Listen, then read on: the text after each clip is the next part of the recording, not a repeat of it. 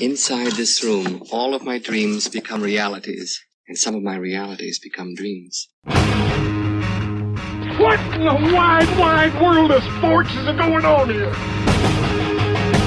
Alive! It's alive! It's alive!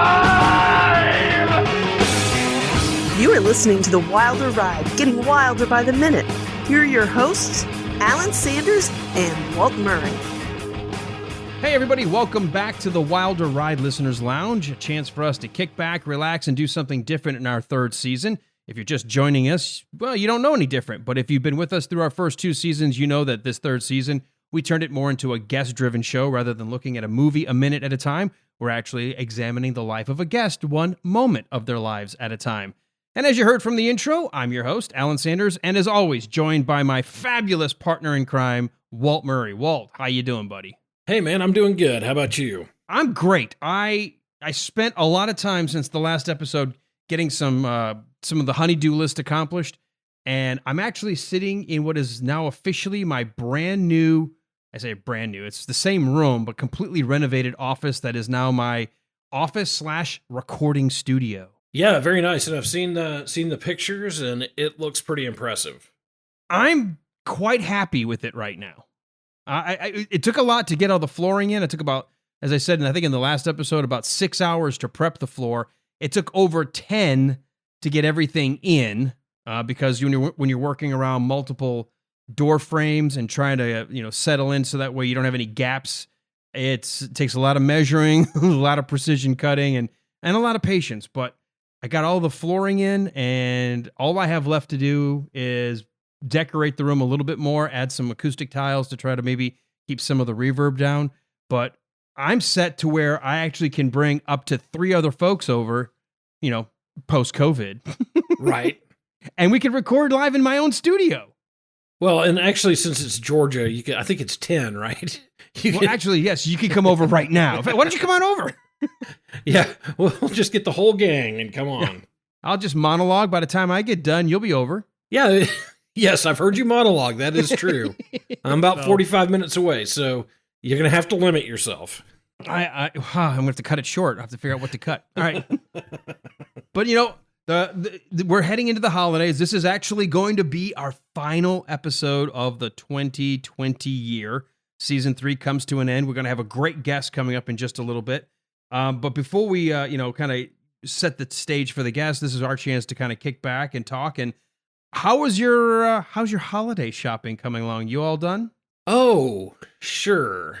Oh, you're like me then. Yeah. Well, I just ordered one thing. I only have about 12 more to go find before the magic day. Well, and the crazy thing is, with kids the ages of our kids, you're not running out to Walmart and then hiding stuff in the house or whatever.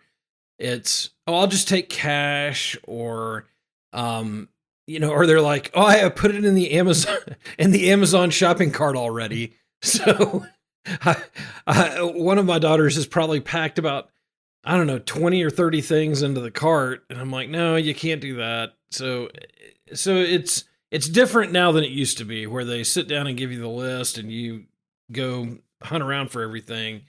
They basically tell you what they want and where to get it. So, well, that's kind of what we've been doing with ours. My wife created my wife's got the Amazon Prime account. Mm-hmm. She's the one who, I guess, talks to the Amazon ferry every night, because there's a drop-off package every morning somehow in front of the house. But she created multiple lists that I guess are shared. And so I've got my list, the girls have their list. And so when I go on Amazon, I just kind of log in and add things to my name. So it says Alan's list. And now the girls are like, oh, cool, now we know what to get you. I was like, it feels a little weird. It's almost like I don't know. Is it, when I grew up, I felt like this would be cold and impersonal for me to tell you, this is exactly what I want. But I think today people like that. Well, and you think about like the lame stuff that we got our dads when we were kids for Christmas, and like how many ties did Dad need, and how many pairs of socks? And, Aquavelva.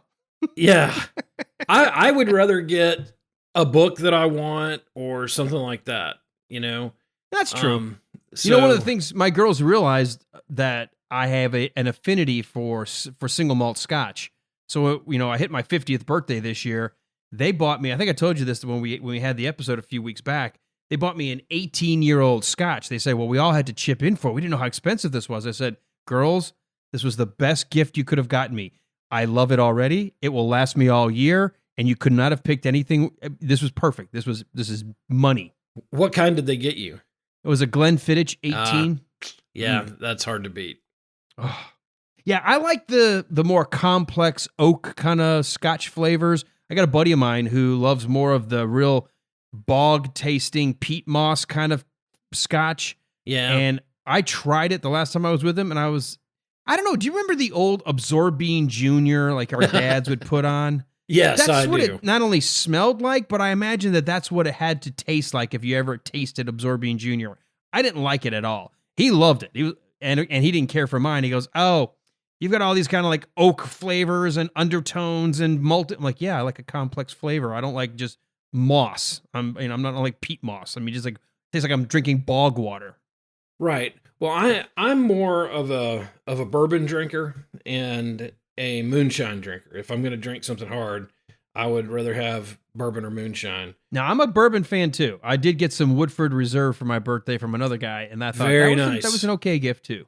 Yeah, and I've got some Jeffersons, and I've actually got some Elijah Craig right here that I'm probably gonna drink while we chat. And so I'm with you. I love the brown liquor, but I also Scotch has never been my favorite, even though there's several Scotches I do like, but I'm more of a bourbon drinker. Well, we'll have to get together sometime and let you try some of the Scotches that I've got. I do like the Scotches I have are kind of taste more in the bourbon family than anything.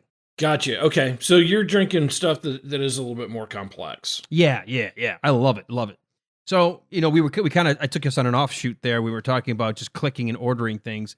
So is that what you're just going to do now? You've got a week and a half to just, by the time this episode comes out, you have just a few days, but just click, shop, deliver.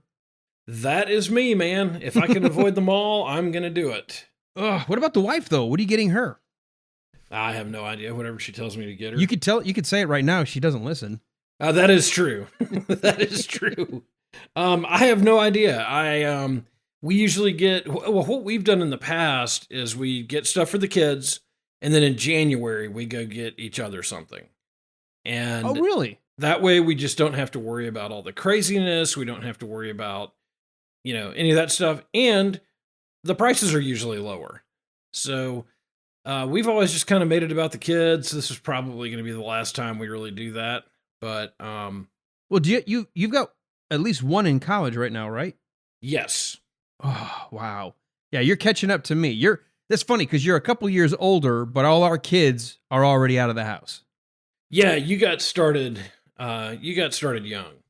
Yeah, I did. Well, she's older than me, but I started young. Yeah, no. Yeah. She's like, 4 months. I'm 4 months older. I'm like, you're still older. Yep, there you go. She always gets so mad at me when her birthday comes around. I'm like, I can tell everybody you're a year older. She's like, I'm only 4 months. I'm like, that's not what it says on paper. That's right. It's older.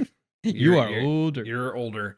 Well, and we went through kind of all the infertility stuff, and we were foster parents, and then we were in the middle of adopting our older two, and the biological surprise came along. So, we were a few years later than we probably would have even wanted to, but it's all worked out fine. Yeah, we have. Well, no you're complaints. wiser now. You can handle all of it. Well, I don't know about that, but I'm older. So I hope that wiser comes with that. But well, I'll tell you something.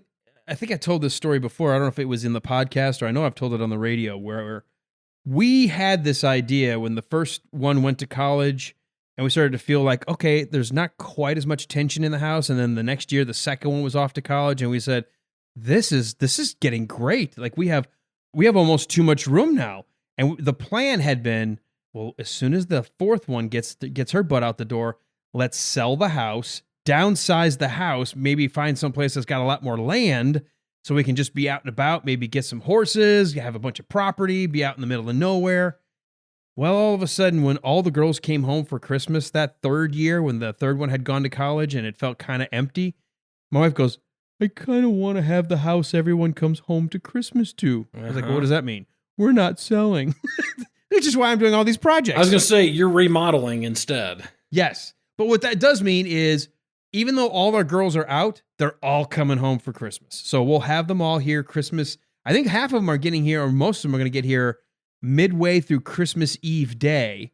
And my wife's already got like a whole afternoon and evening planned. We're going to have like all this like finger food, and she's come up with these Christmas games we're going to play and all hang out. And then when everybody goes to bed, Santa comes, and then we wake up in the morning and we're going to have mimosas, and which is kind of cool. You're getting up and having mimosas with your kids while you're opening up presents, but that is good. We're going to have them all here. Well, we were smart enough. This is one of the rare smart things that we did. We used to always go to my in-laws' house, my wife's family, and then we'd come home and one of us would distract the kids, and Santa would stop at our house before he stopped at anybody else's house. Really? So on Christmas Eve, everybody opened their presents, and Christmas morning, we slept in. So that, there is something to be said about that. Yeah, and if I got up and made a cup of coffee, and I sat quietly in my chair and and enjoyed the quiet of the morning while all my neighbors were pulling their hair out. So, we never did that, but I will tell you, as they started to get older, I became more like my dad, where I was, 6 a.m., I'm thinking, too early, girls, back to bed. Yeah. But Santa came. I'm like, you know what? I know Santa came. I was well aware when Santa came and hit our house. I'm sleeping. This is the one day I get to sleep in. Well, and I was going to say, that's the thing. Like, once they had all their presents, if they wanted to get up at 6 a.m. and play with their toys or whatever, have at it. Don't wake me up. That makes sense. I could either sleep in or I could enjoy the serenity, whatever. So it was kind of nice. Now that they're older, I don't know how that's going to work, but since they're putting their own stuff in the Amazon shopping cart, there's not going to be much of a surprise, but well, the surprise is whether or not you actually bought them the stuff out of their cart. That is true. There have been a couple things I've already moved. I'm like, the dog doesn't need a sweater. So, well, the reason we're spending some time talking about Christmas is obviously this episode is dropping a couple of days out from Christmas. It actually is dropping the day before Festivus, so if you've got to air your grievances, we could do that if you want. Oh, I've got some grievances to air this year. So just a couple? Oh, just a couple. They'll never know what hit them. How about we just say my grievance is this year? Yeah, man, no kidding. Well, it's an all-encompassing. This was from last year's, not this past year, but the year before's Halloween Spooktacular. When I said, what's your second most favorite candy? All the rest. I'm like, wait, what? All the rest. You got it. All of them except Snickers. That's number one. Number one. So 2020, that's just an all-encompassing answer. That's right. Yeah, 2020 has been a big bag of burning crap. So, and I'm never like this. I'm never one who's like, I can't wait to wash my hands of this year. No, I've never been either. Yeah, and I'm also not one to really sit down at the end of the year and kind of take a mental assessment of things or, take stock in things. But this year I have been, and I think it's, obviously for my family, losing my mom, we're going through, went through all the first Thanksgiving. We're about to go through the first Christmas without her. So obviously that is, kind of got me in some sort of emotional thing. But also just this year has sucked so bad. And all the, people who've been sick and people we've lost and everybody being trapped in their houses and people walking around with masks on. And it just has been a real garbage fire. So it has. It's a year I want to forget. Yeah. I mean, I want to remember only in the sense to say, let's never do this again. Yeah. Well, and one of my friends posted that meme that said, let's just hope that 2021 doesn't hand 2020 a beer and say, hold this and and watch 2020 is going to be 21 now. Yeah, I wanted to dive through the computer and grab my friend by the throat just for suggesting it. Well, you know what? I'm going to say this because it is before Christmas. There is some upbeat stuff. We've had an amazing third season. We had to drop back and punt earlier this year. Your mom getting sick and passing away, COVID hitting. A lot of our guests weren't going to be available to meet in studio. We couldn't meet in studio. We scrambled for a few weeks going, what are we going to do? And it kind of just hit us both. We had talked about it before. Let's just do a weekly talk show. Let's just do something. And this has been a bright spot. I have really looked forward to every week the new guests coming on and hearing the feedback from the audience every week we release it. Yeah, me too. And I'll tell you, we were interviewed on another podcast that will come out here in the next few weeks. And we were running through all the guests that we've had this year. And it has really been an amazing year. And just an amazing list of guests and awesome people that we've either known and gotten to talk to or gotten to meet for the first time and hear their story. It has really been just mind-blowing, the people that we've had in here. And I know I'm excited about the guest we have tonight, a guy that we both know, but I don't know as well as I wanted to. So I'm looking forward to wrapping up the season strong. And but it has just been just a wonderful break in my week every week and a refreshing part of the year for me. Well, let's not waste any more time. He's been sitting in the green room enjoying some peppermint and some heavily laced eggnog, heavy on the nog. Let's bring out our guest, a guy who is not a stranger to the podcast world, but he's also not a stranger to military life. Although it's not U.S. military, he is a brother from the Great White North, a friend of ours from Canada joining us. He's also a big Stallone fan. We're going to talk all of this. So let's welcome to the stage. Everyone put your hands together for Ryan Rebalkin.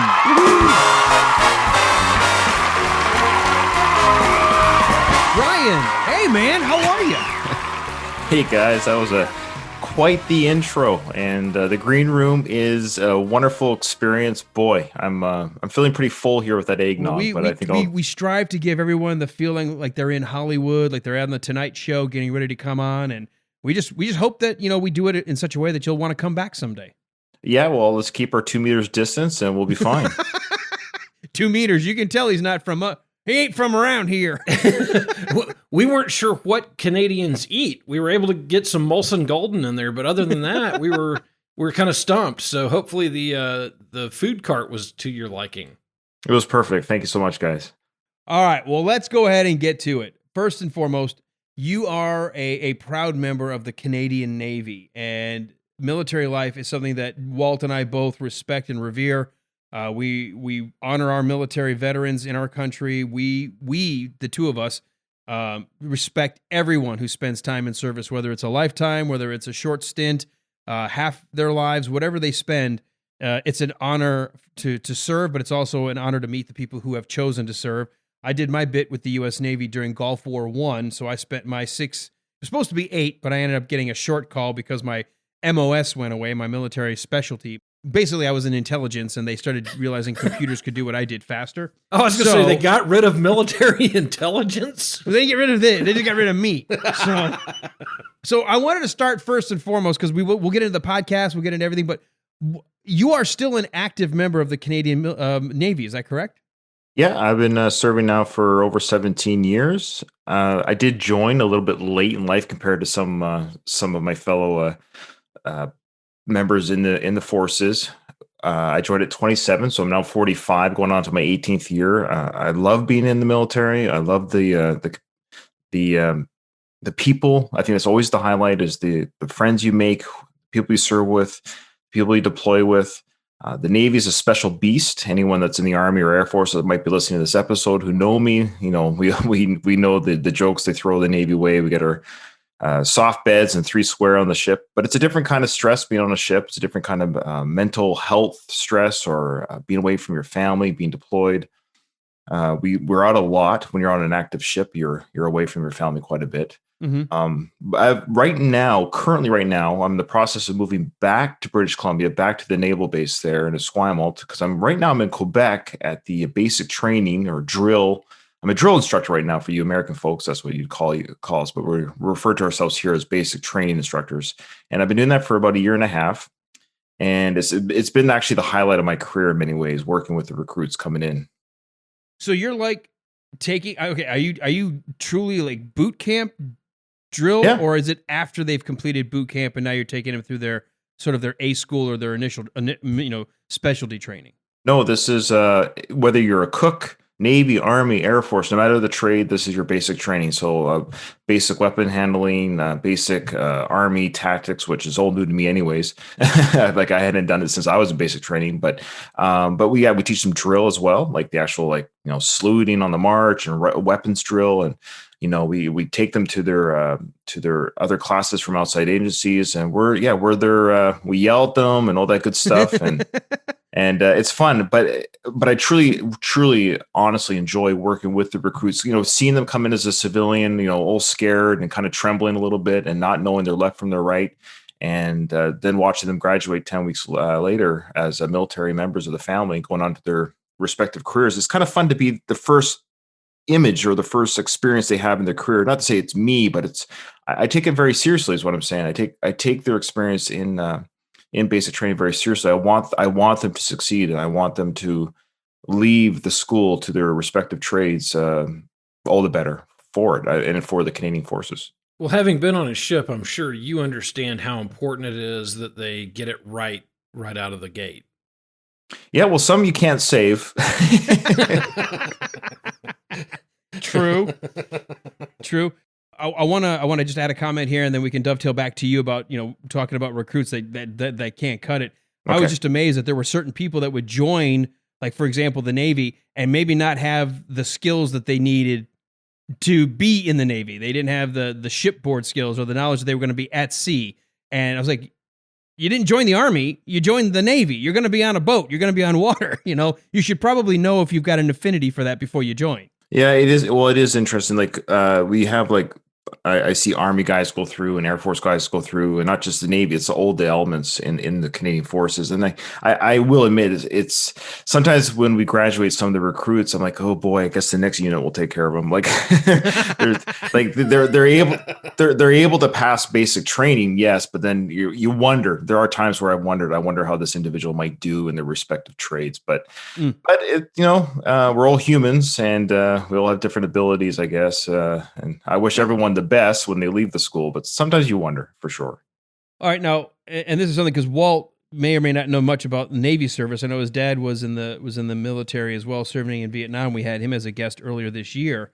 One of the things that's wild about when you join the Navy here in the U.S., everyone's got to go through firefighting school, and we thought to ourselves, wait a minute, I'm not signed up to be a fireman. Like, yeah, well, when the ship's burning, you don't have anywhere else to go. You've got to put the fire out. Right. So everybody becomes a firefighter. Yep. Mm-hmm. And that was the coolest part. I loved going through firefighting training. Yeah, what's funny, a great point, and it was something probably a lot of people don't think about when they think about the Navy. Yeah, every sailor, again, whether you're a cook or the captain, everyone on the ship knows how to do firefighting, because you're in the middle of nowhere. You're not calling 911. The crew fights the fire. We call it fighting the ship, is how we refer to that. We're fighting the ship. And we're taking care of floods or fires or whatever, and also casualties on board. All those things is done by the ship's crew, and everyone has a part to play. So it's really quite the amazing thing to see all 250 people go into their various stations in an orderly and quick fashion. And it's not a cluster F, as they say. It's something we train for, and something we train very seriously for, because again, we have to have each other's back and the ship's back as well. So do y'all interact with a lot of the other the other nations' militaries? Do y'all drill with the U.S. Navy and other countries? Absolutely. So as you know, we're not currently at war with any nation. So people might even ask, and there might be some Canadian listeners asking, why do we have a Navy? Well, partly it's security. You don't want to be the country that doesn't secure their waterway. And so we do have a security presence in our respective waters. And secondly, we represent Canada to the world. And you have to, basically, you can't have a voice on the political table if you don't represent what you can as a nation. And so we go all around the world, East and West Coast Navy. We'll go around the world, and it's kind of like a relations. We do like patrols and stuff. We work with other nations that are wanting to work with us, and we do missions with them, or we do exercises with them. And a big one that we do every 2 years is called RIMPAC, and it's done with the U.S. Navy. They host it in Hawaiian waters, and nations all around the world participate in this, from Britain, Australia, Chile. It's really quite the thing. We do like hunting for subs, and you do all these. It's incredible, like 23-day exercise out in the Pacific Ocean, and yeah. So we definitely work with other nations. Absolutely, you have to. And what do you do? I know there are some things you probably can't tell us, but when you're on the ship, what is your job? I wash the windows. Great. Everybody's got to have a job. I paint the hull. Yeah. Well, it's funny though. I joke, but for the first part of your career, for many years, you're cleaning the ship inside and out. I mean, it's non-stop. Yeah. It's so no matter your trade or your now the higher ranks don't and the officers don't clean, but everyone else cleans, and it's dust and everything else. You got to keep that ship clean. It's your home. It's your home. It's your office space for months on end. But my job, my trade, or my MOS, if you're a U.S. serviceman, my MOS is a sonar operator. Basically, I hunt for submarines and use the instruments on board and look for submarines. That's what I do.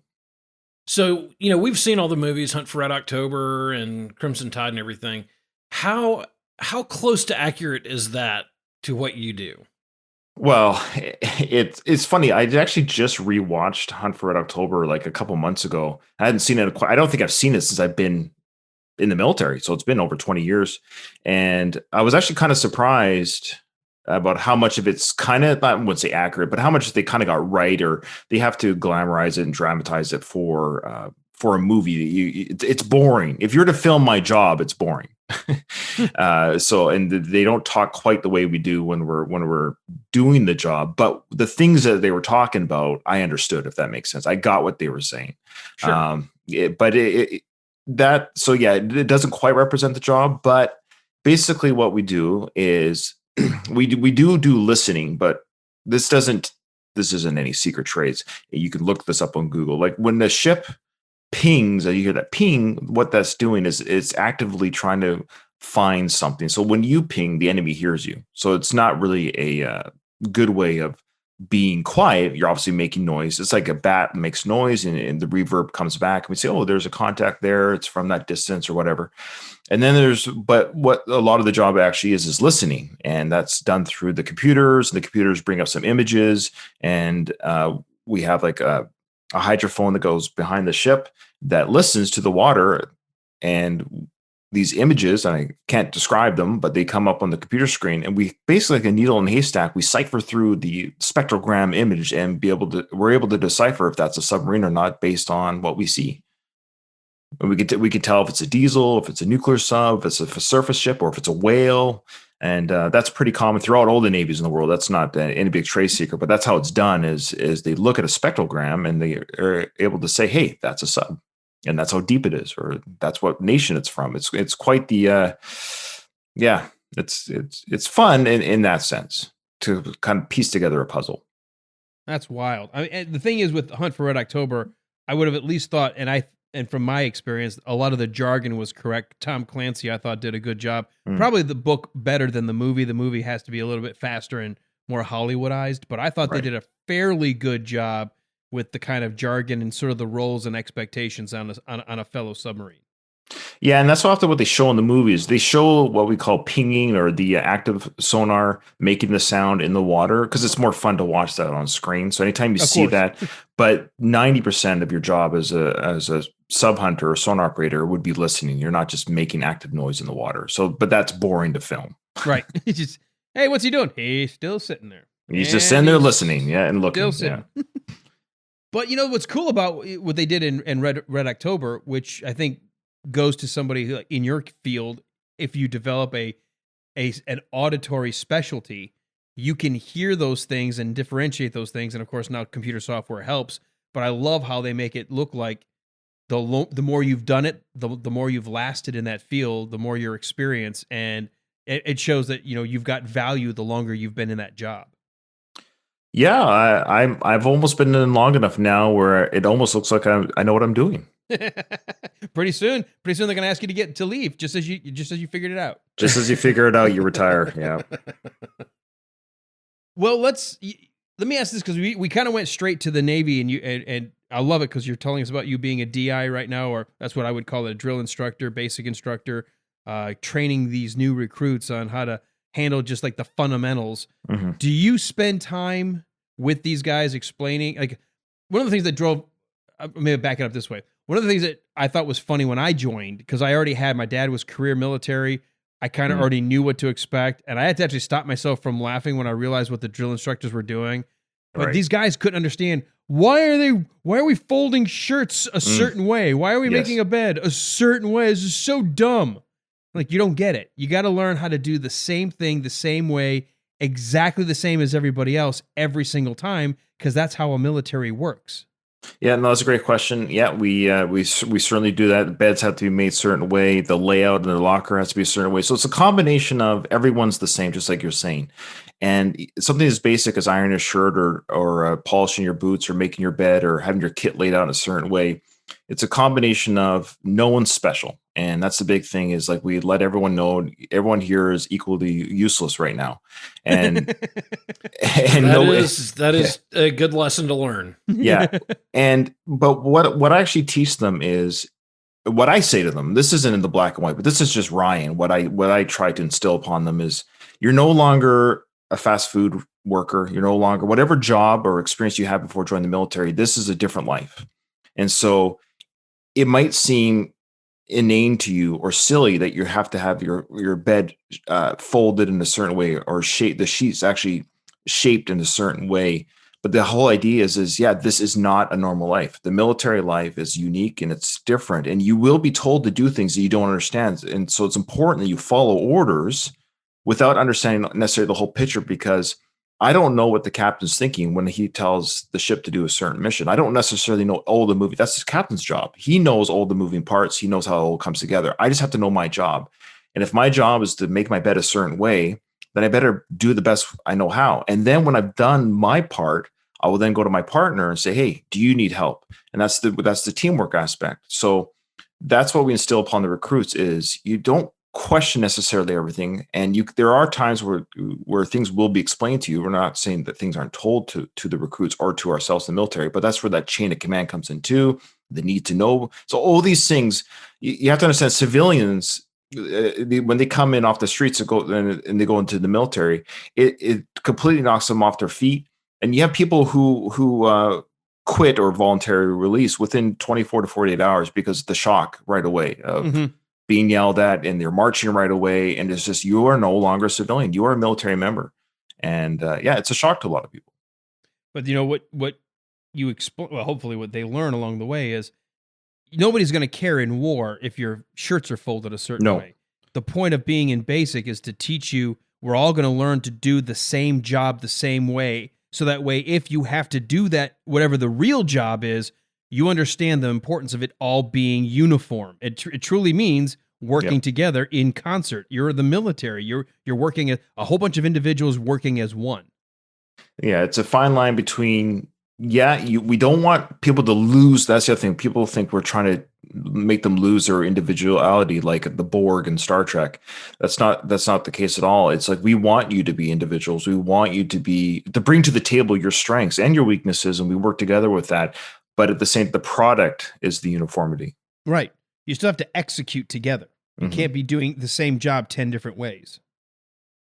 Not necessarily. And one thing too that I've learned from some of my military friends about that, because I'm not that way. I'm more, hey, let's each do it our own way. But when things go wrong, and you know where everything is because it's in that place for a reason, you can go and help the guy next to you without really thinking, because everything is where it's supposed to be. And that really makes sense when you're in a job that can go haywire really fast. Mm-hmm. Well, we have a saying, train as you fight and fight as you train. That makes a lot of sense. So let's go back a few minutes to, when did you decide? I know you said you started late, but what made you decide the Canadian Navy is calling my name? A great question. Well, I was 27. It was my first marriage, and I had 2 young kids at the time. And I was going to school. I was going to college and university entrance program at the college here in Victoria.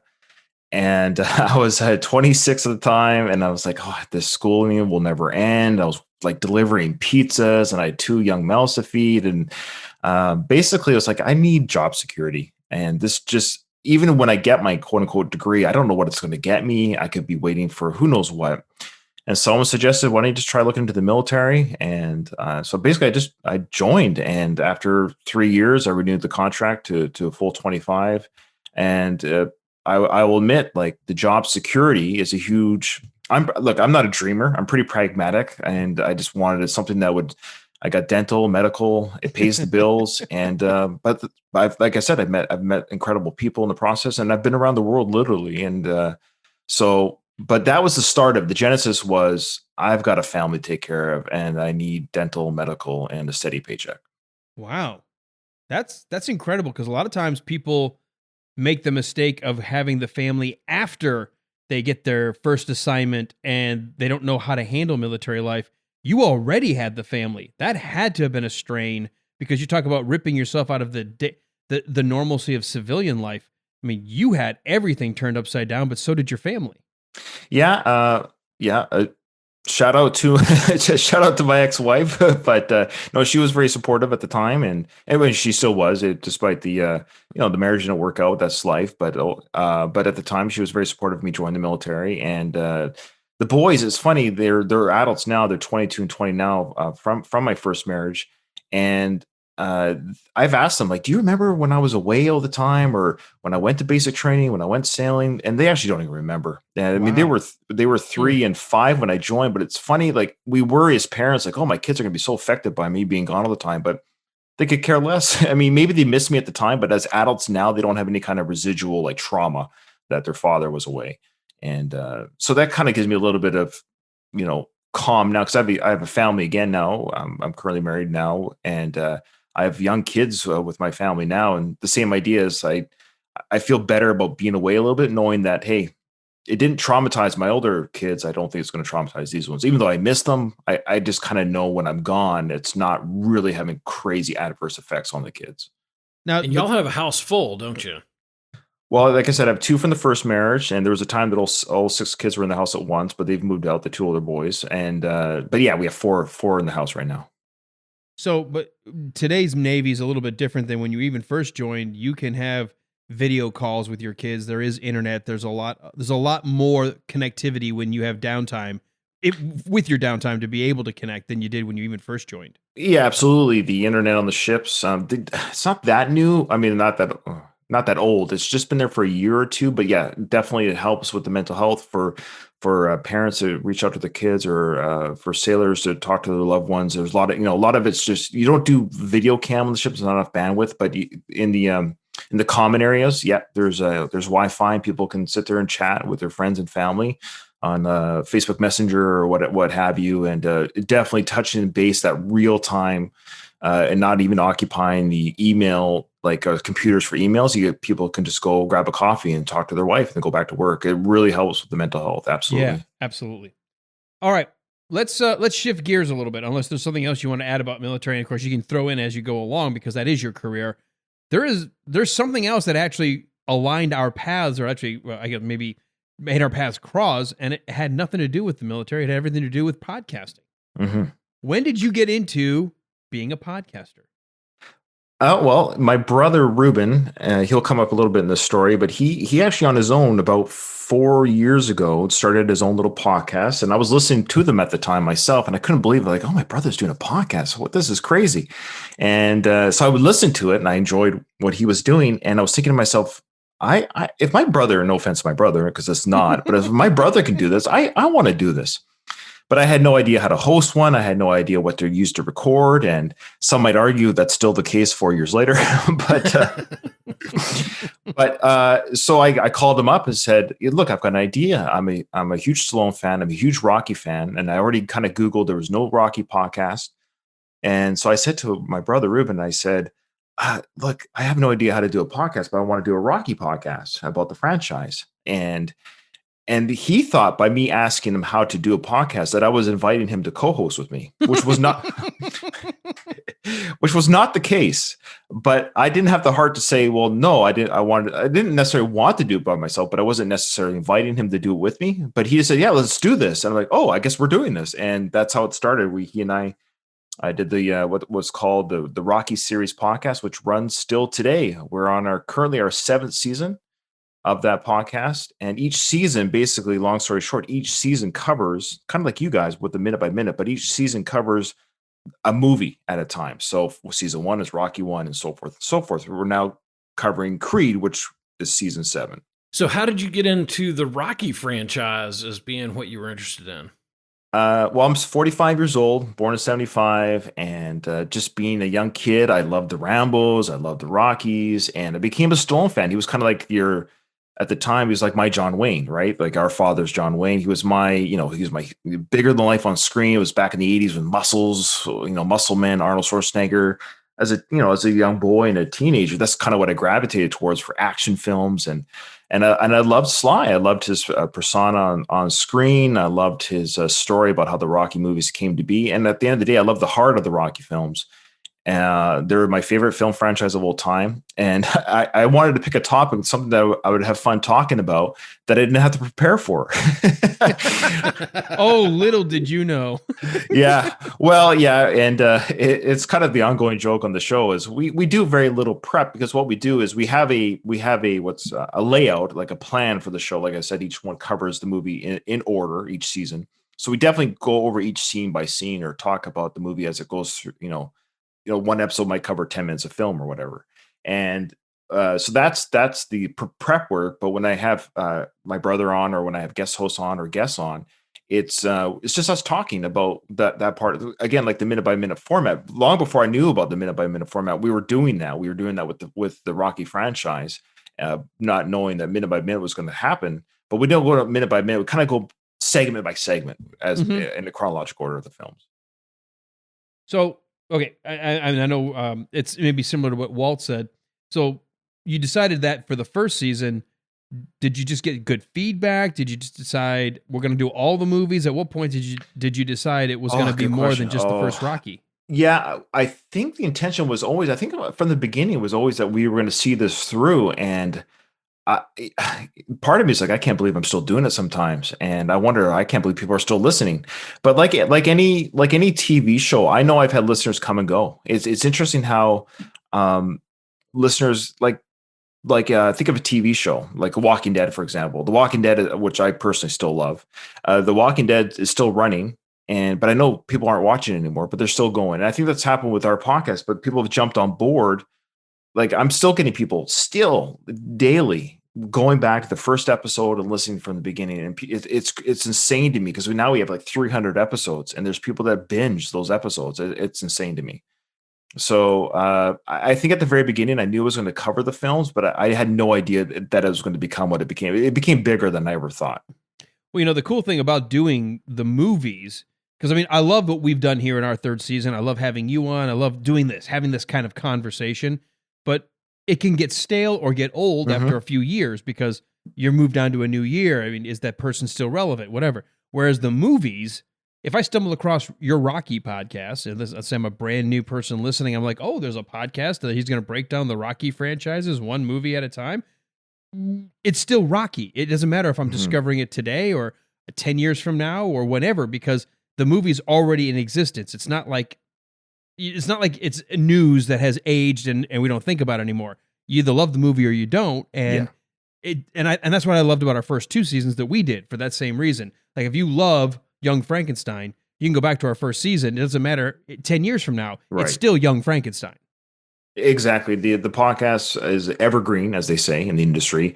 But every now and then stuff will come up, and we've gone through the Trump presidency, and before I think we started with when Barack Obama was the president, and now we're going to be ending when maybe Joe Biden's president. Like it's crazy how much has changed in the world. But so every now and then those topics will come up, but 90% of the content is evergreen, because we're just talking about the film, which is cool. Well, and I think everybody our age. Of course, I'm a little bit older than y'all, but I think everybody in our age frame has an opinion about Rocky. And most of us loved it. You know, most of us, I remember when Rocky came out, my parents took me to see it in the theater. Absolutely, you know, blew me away. I wanted to be a boxer after that. I wanted to eat raw eggs out of a glass every morning for breakfast. And so for those of us who fell in love with Rocky and just couldn't get enough of it, I think you almost relive it when you stumble across a podcast like yours, because you're number one, you're finding guys who have the same passion for it that you have. But you also kind of get to relive that that kind of childhood. I don't want to say you know, idol worship, but in a sense it is, because you're just you're a fan for sure. You're a fan. Yeah. And you get that same excitement that you had when the next Rocky movie was coming out. Well, one of the things you kind of get to share that with other people. One of the things that I love, especially when you run into people who have from different parts of the country, different parts of the world, they're talking about a movie that you also love. And when they start saying things that you go, oh my God, I thought I was the only one who thought that, or I'm not the only one. And you realize how much more similar we all are and how connected we are with shared experiences, even if we didn't know who you know, we didn't know each other when you were watching the movie for the first time. Yeah, absolutely. And talk about reaching out to other people. So like I said, when I first started the podcast, I Googled or whatever, I searched on iTunes, does anyone have a Rocky podcast? Well, no, but I knew there was a Sylvester Stallone podcast, and that was the Slycast with Craig Cohen. So I said, okay, my only competition is this other podcast, and they cover the Sly films one film at a time. That's like a standalone episode is one film at a time. And Craig and I have become great online friends and great podcast supporters of each other throughout the years. And then fast forward again, Rocky Minute comes on the scene. So when Rocky Minute was announced, I was like, oh, you got to be kidding me. I admit, I was like, here we go. Here is literally strict competition for my show. I've got a podcast that's going to do a minute by minute about the film franchise that I'm currently covering. I think we were on season 3 or 4 at the time. But Doug of the Rocky Minute podcast, Doug Greenberg, he actually reached out to me with an olive branch before they even posted their first episode. Said, hey, you know, we're not here to step on the toes. Maybe we could be, you know, kind of, maybe we could be friends after the fight, as they say in Rocky IV. And so I thought that was really a great gesture. Now, fast forward again, a couple more years later, all 3 of these podcasts have joined forces. And we are now what's called the Sylvester Stallone Fan Podcast Network. So all 3 podcasts are found on one feed on your AM dial. And it's great because there is no competition. We all support each other. Some listen to some episode or shows, some don't listen to the others. But it's great that we have 3 different guys kind of give you, if you're a Stallone fan, you're not put it this way, if you're a Stallone fan and you listen to podcasts and you're not listening to us, well, I don't know what's the matter with you. I don't know what's I don't know what you're listening to. Well, yeah.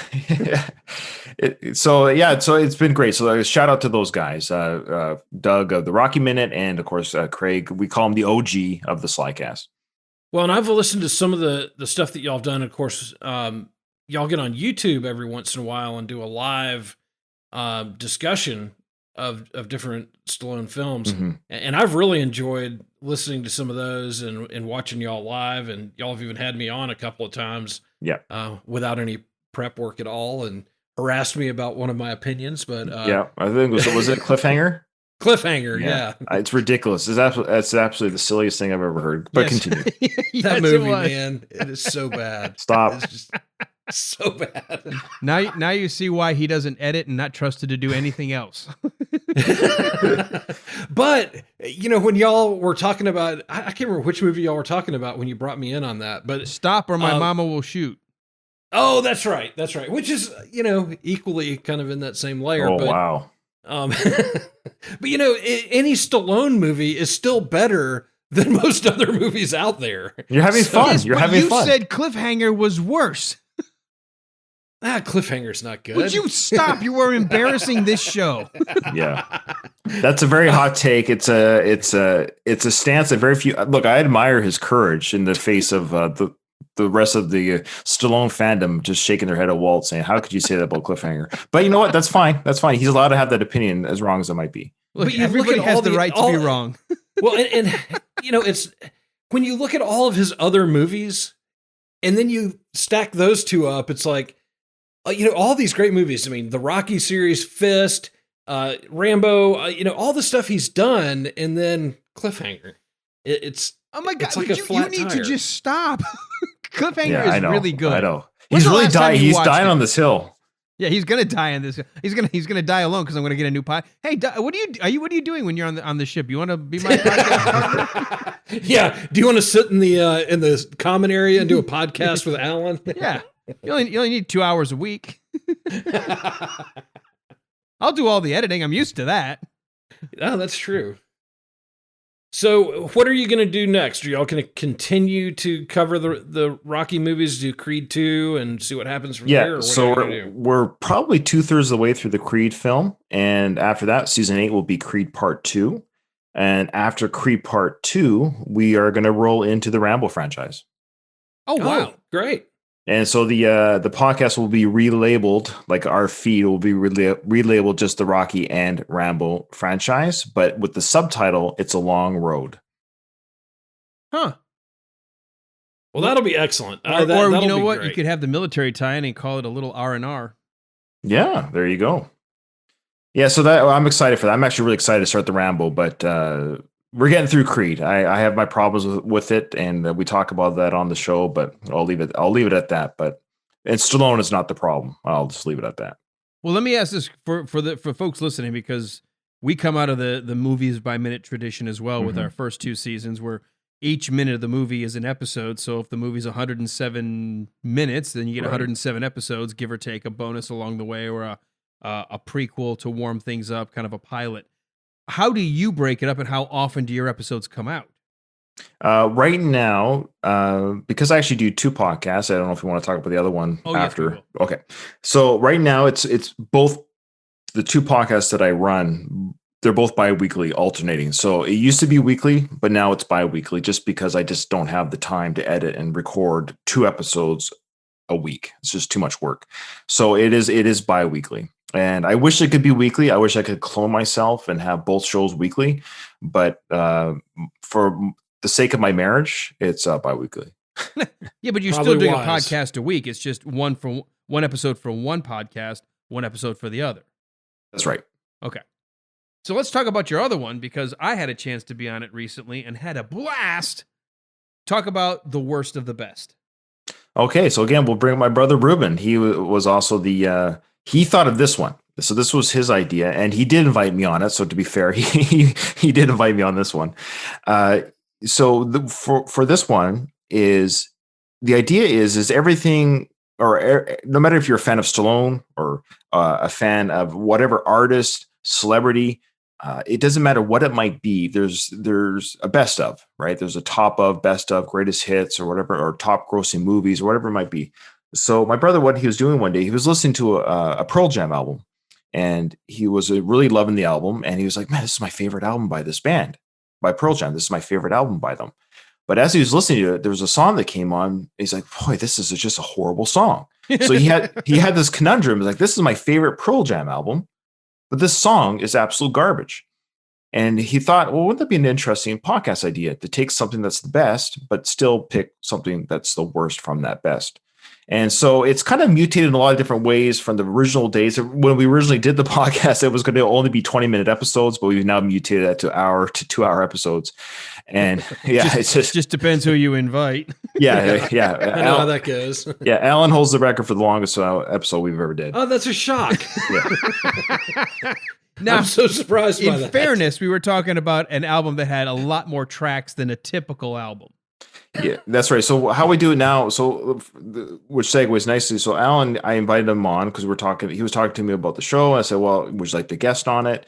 And how it works now is basically it can be anything. So it's like a person could just be subjectively say, this is my favorite album. This is my favorite album from this band. So it doesn't even have to be top record sales or even the most critically acclaimed.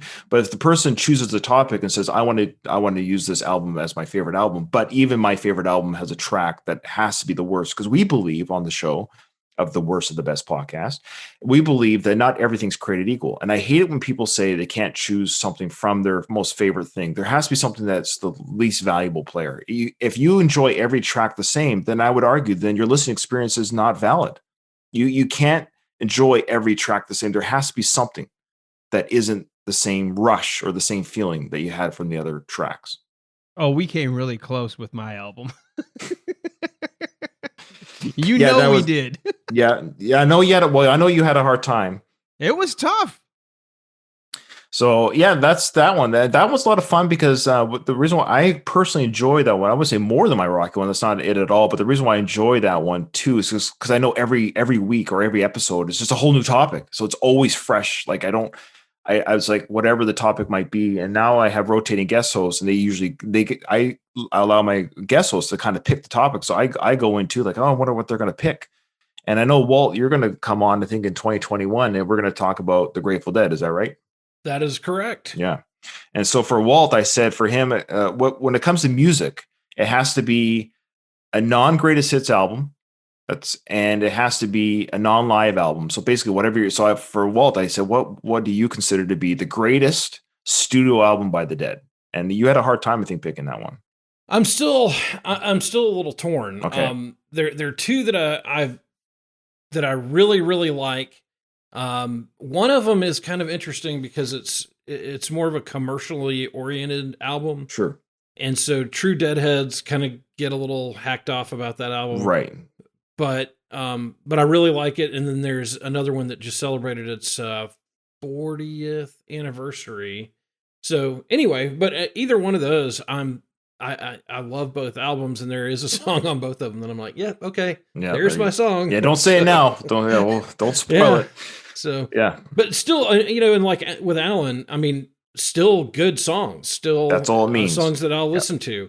But if I were in the studio with him that night and said, we got to cut one, here's the cut. That's exactly how it works. That's right. Sometimes they are terrible songs or terrible, whatever the top 10 list is that we pick. It could be anything from paranormal to conspiracy theories. Like we have a lot of different topics, not just music or movies. There's a variety of food. But anyways, yeah, it doesn't mean it's necessarily horrible. It just means, hey, if I had to let one go, and you have to let one go, which one is it? Yeah, that's it. Well, I would highly encourage people to listen. Those are great episodes. And you're right. By jumping around from one kind of genre or topic, or, I mean, you even did one where you looked at the worst internet challenges and, all these different crazy things people were doing, but what's the worst of them? And then you had a guy that was a Kiss fan who was talking about the greatest Kiss album, but what's the worst song on the album? And you're like, well, they're all great, So it's a great podcast. I really enjoy it, and I like going back and catching on episodes now that I've discovered it, because I think it's another one that I don't think that it does really go stale, because you're always interested to hear, well, what is somebody's idea first of what they think is their favorite list or favorite genre or topic or album or whatever.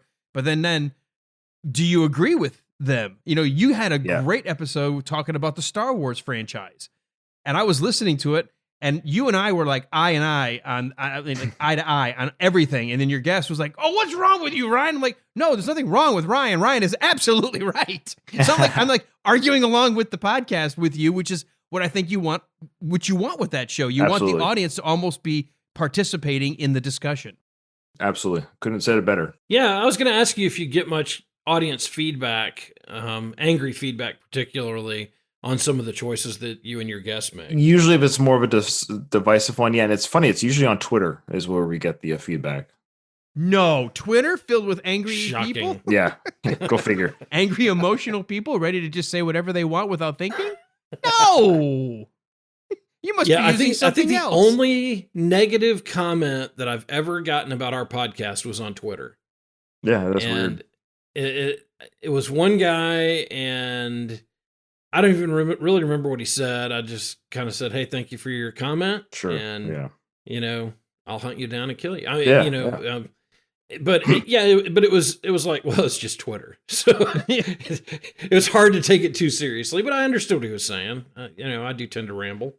And, but hey, thanks for listening. Exactly. Sincerely, thank you for listening, and thank you for engaging in what we're doing enough to care. Yeah, exactly. All right. So as we're starting to wind down the guest interview piece, those are the two podcasts you have, and you've talked about the evolution of your Stallone network. You talked about going into doing Creed be the next episode, then moving into Rambo. What else is on the horizon? What can people expect from Ryan Rebalkin in the next couple of years? Oh boy, well, I think for hobby wise, definitely hobby wise, the podcast will always be the focus. I'm almost embarrassed to say this because I don't really want anyone, any of my friends or family, to Google this. But just in case those who are interested, myself on my own YouTube channel, and I have another one with my buddy. I do some reaction videos. It gets a little bit of traction. I have my YouTube channel has almost 5,000 subs. And but the one I just started with my friend, we do one together. It's called Walt. Here we are on YouTube, and I'll send you the links for that if you don't mind. But we just do fun little videos of basically they're reaction videos, and we actually are supported through Patreon and PayPal. Is how we do the requests. We get enough that it keeps us busy, and I don't know if that's going to grow or not. It seems to be growing. But it's a new project, so I don't know if I see myself anywhere in a couple of years. But I think it's another thing that kind of occupies my free time. And I never advertise it on Facebook. I never advertise it on anywhere. So it's like basically, if you're listening to this episode because I posted this episode on my Facebook, and you're like, hey, I want to hear Ryan talk. Now you've discovered that I have a secret life on YouTube. So have fun with that. So by the time you retire in 8 years, you're going to have an entertainment empire going. It's weird. I was actually thinking about that. I've got 2 podcasts and 2 YouTube channels, but I'm really nobody, I assure you. And it's just fun. They're all hot. Basically, it's. I actually had a friend who just started a podcast. I'll give them a shout out real quick. Guys, Beers, and Sports. It's a sports podcast. They do a great job, and he actually hit me up for advice on how to basically how to podcast and do you do this, do you do that. And my advice to him at the end of the day is don't do it for the money. Don't do it for the downloads. If you're having fun, then maybe a few people will have fun with you, and that's it. Yeah, absolutely. That's the best advice you can give. You don't do it. You do it because you love your topic. You love what you're talking about. If you've got the passion and the energy and the fun, you'll eventually grow your audience. I read a thing that said, if you think you're going to be instantly up to 10,000 downloads a day, you're setting yourself up for failure. That takes years. Unless you're an already existing celebrity with a huge fan base, you are going to need to just stick at it and stick with it for years before you start to really grow that audience. And the only way you're going to grow it is to be real, to be honest, and to love what you're talking about. A little humble brag, and I couldn't believe when I saw this, but I'm still kind of new to YouTube, but I've been doing that my original channel for about a year and a bit for doing reaction videos.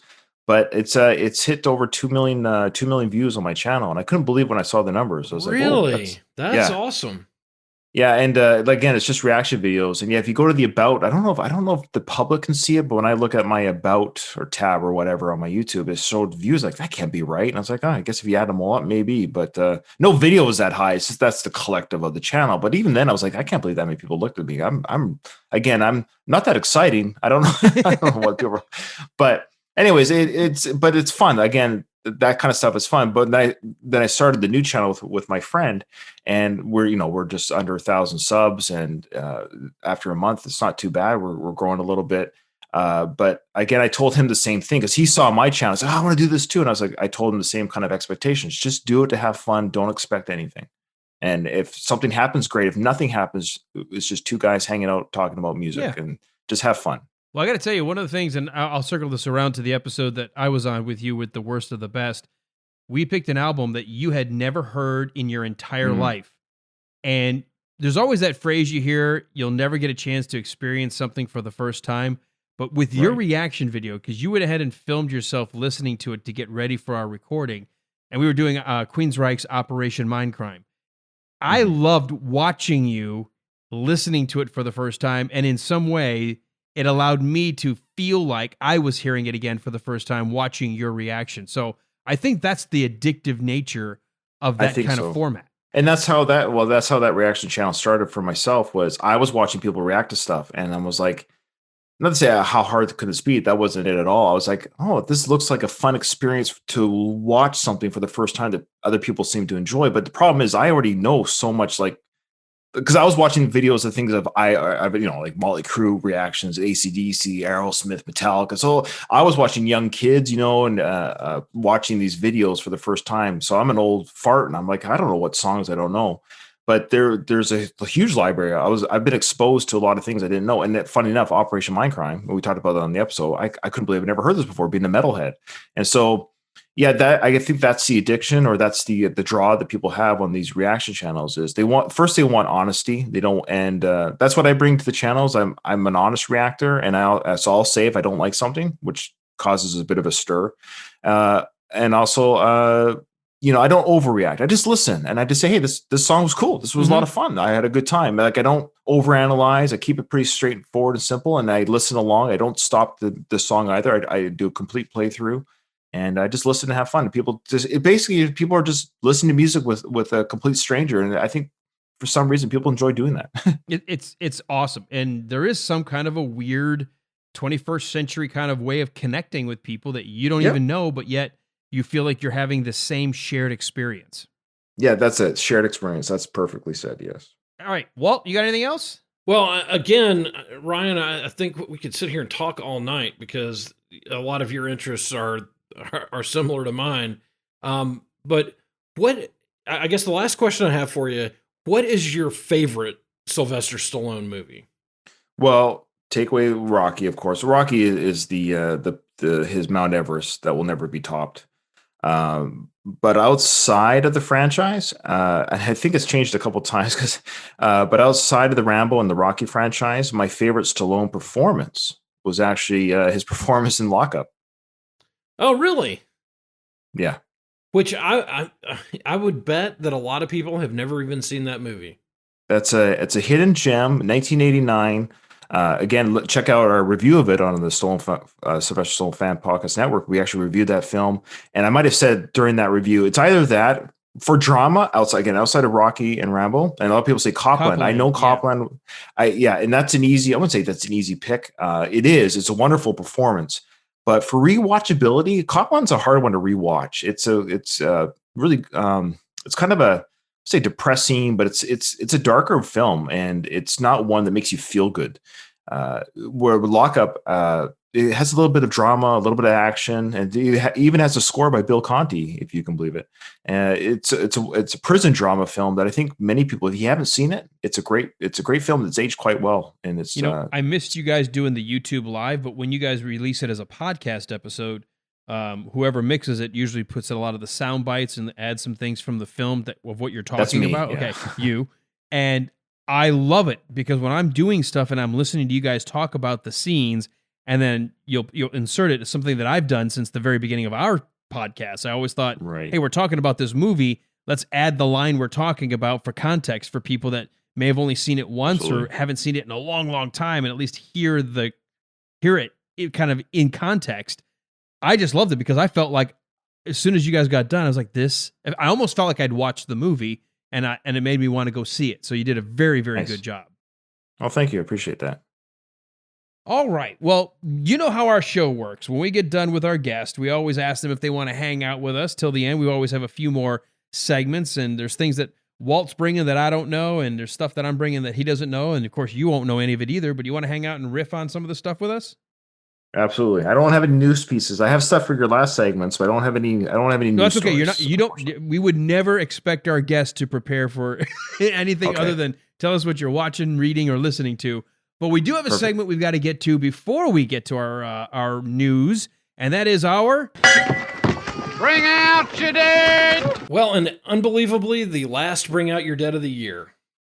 So, and this one's a good one. Pat Stocks, age 94, passed away peacefully at her home in bed July 1st, 2015. It is believed it was caused from carrying her oxygen tank up the long flight of stairs to her bedroom that made her heart give out. Oh my God.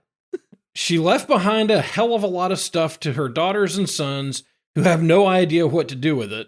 So if you're looking for two extremely large TVs from the 90s, a large ceramic stork, we think, umbrella cane stand, a toaster oven slightly used, or even a 2001 Oldsmobile with a spoiler, she loved putting the pedal to the metal, with only 71,000 kilometers and 1,000 tools that we aren't sure what they're used for, you should wait the appropriate amount of time and get in touch. Tomorrow would be fine.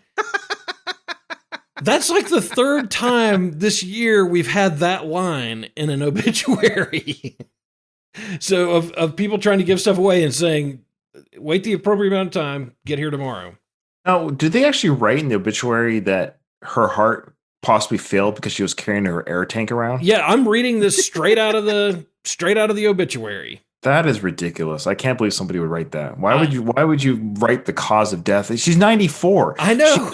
Her heart could have given out flipping eggs on the stove. And what the heck are you making your 94-year-old mom carry her oxygen tank around for?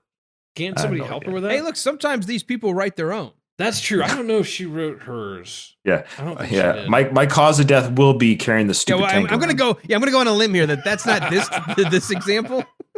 So she goes on, this is not an ad for a pawn shop, but an obituary for a great woman, mother, grandmother, and great-grandmother, born on May 12th, 1921 in Toronto.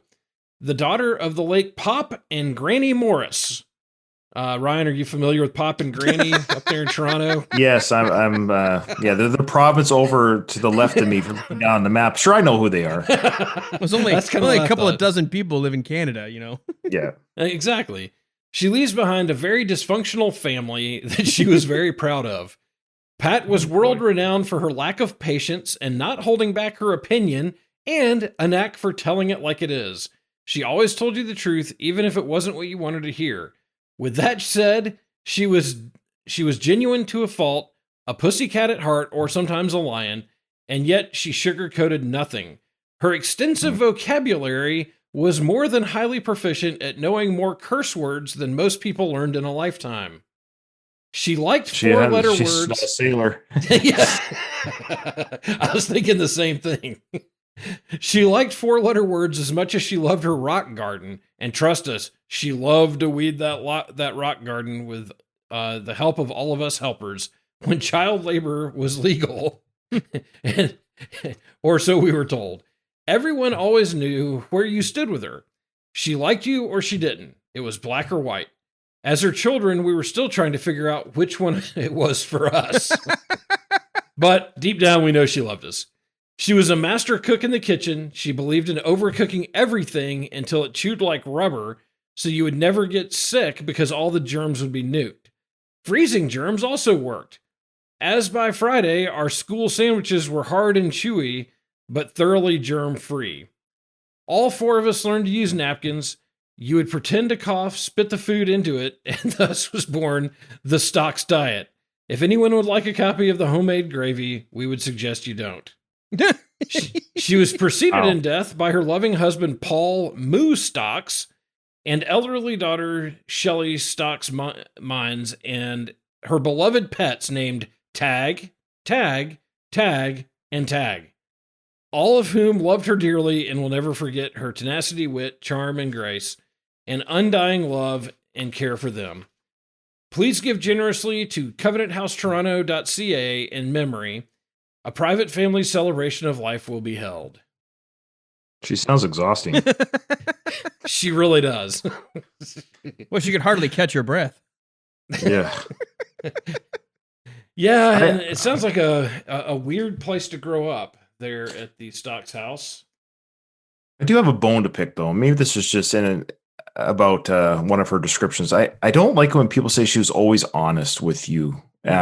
Meaning, what I mean by that, I'm not trying to get philosophical here, but what is truth?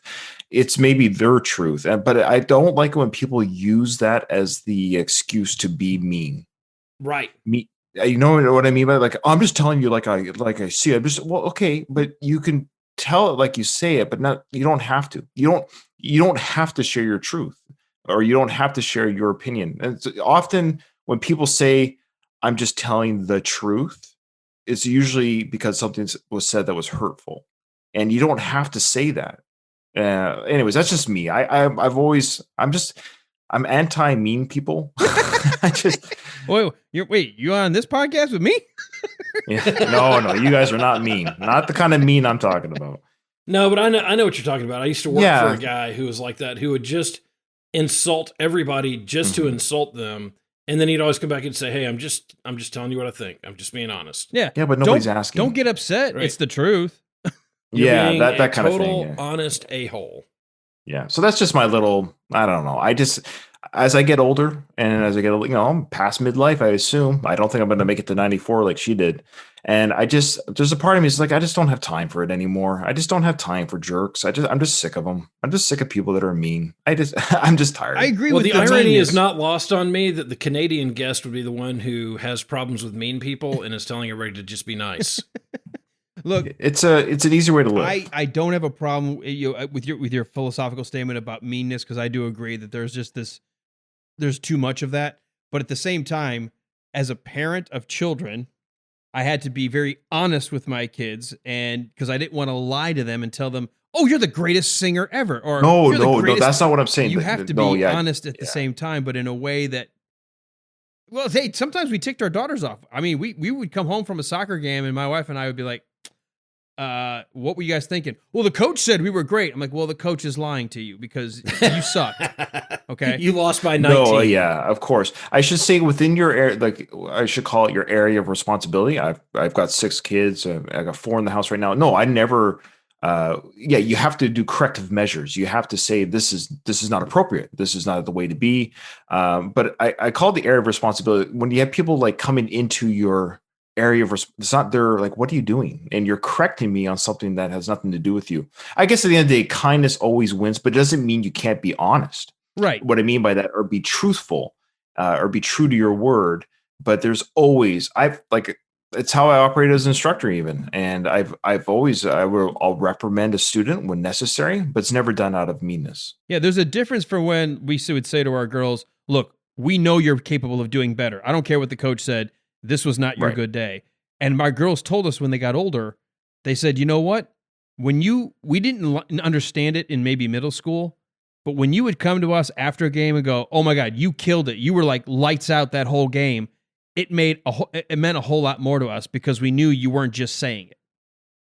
Yeah, exactly. So, well, and you always see those people who end up on, what is the show where you sing? Like American Idol? Yeah. American Idol, yeah. You got at least 3 people in the music industry. You don't even know what you're talking about. Oh, okay. Yeah, right. Of course. Well, and then you have that person on there who's just lousy. I mean, they sing like me, and it's like, I'm not a singer.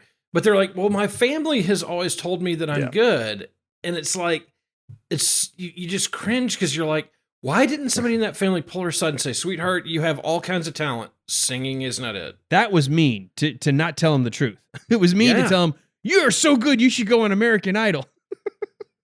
and I totally agree. And I totally agree with that. Obviously, you have to be, but what self-awareness is part of the problem too, because even if my wife said, Ryan, you're the most incredible singer in the world, I'd be like, stop saying that. I'm self-aware enough to realize I don't sing like other people. So it's a combination of maybe their parents were saying that, but I don't know why the person doesn't hear. I don't know why people that sing bad don't hear themselves. How do you not know?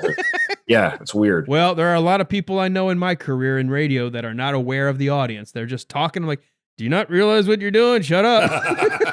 Yeah, I've heard those people today.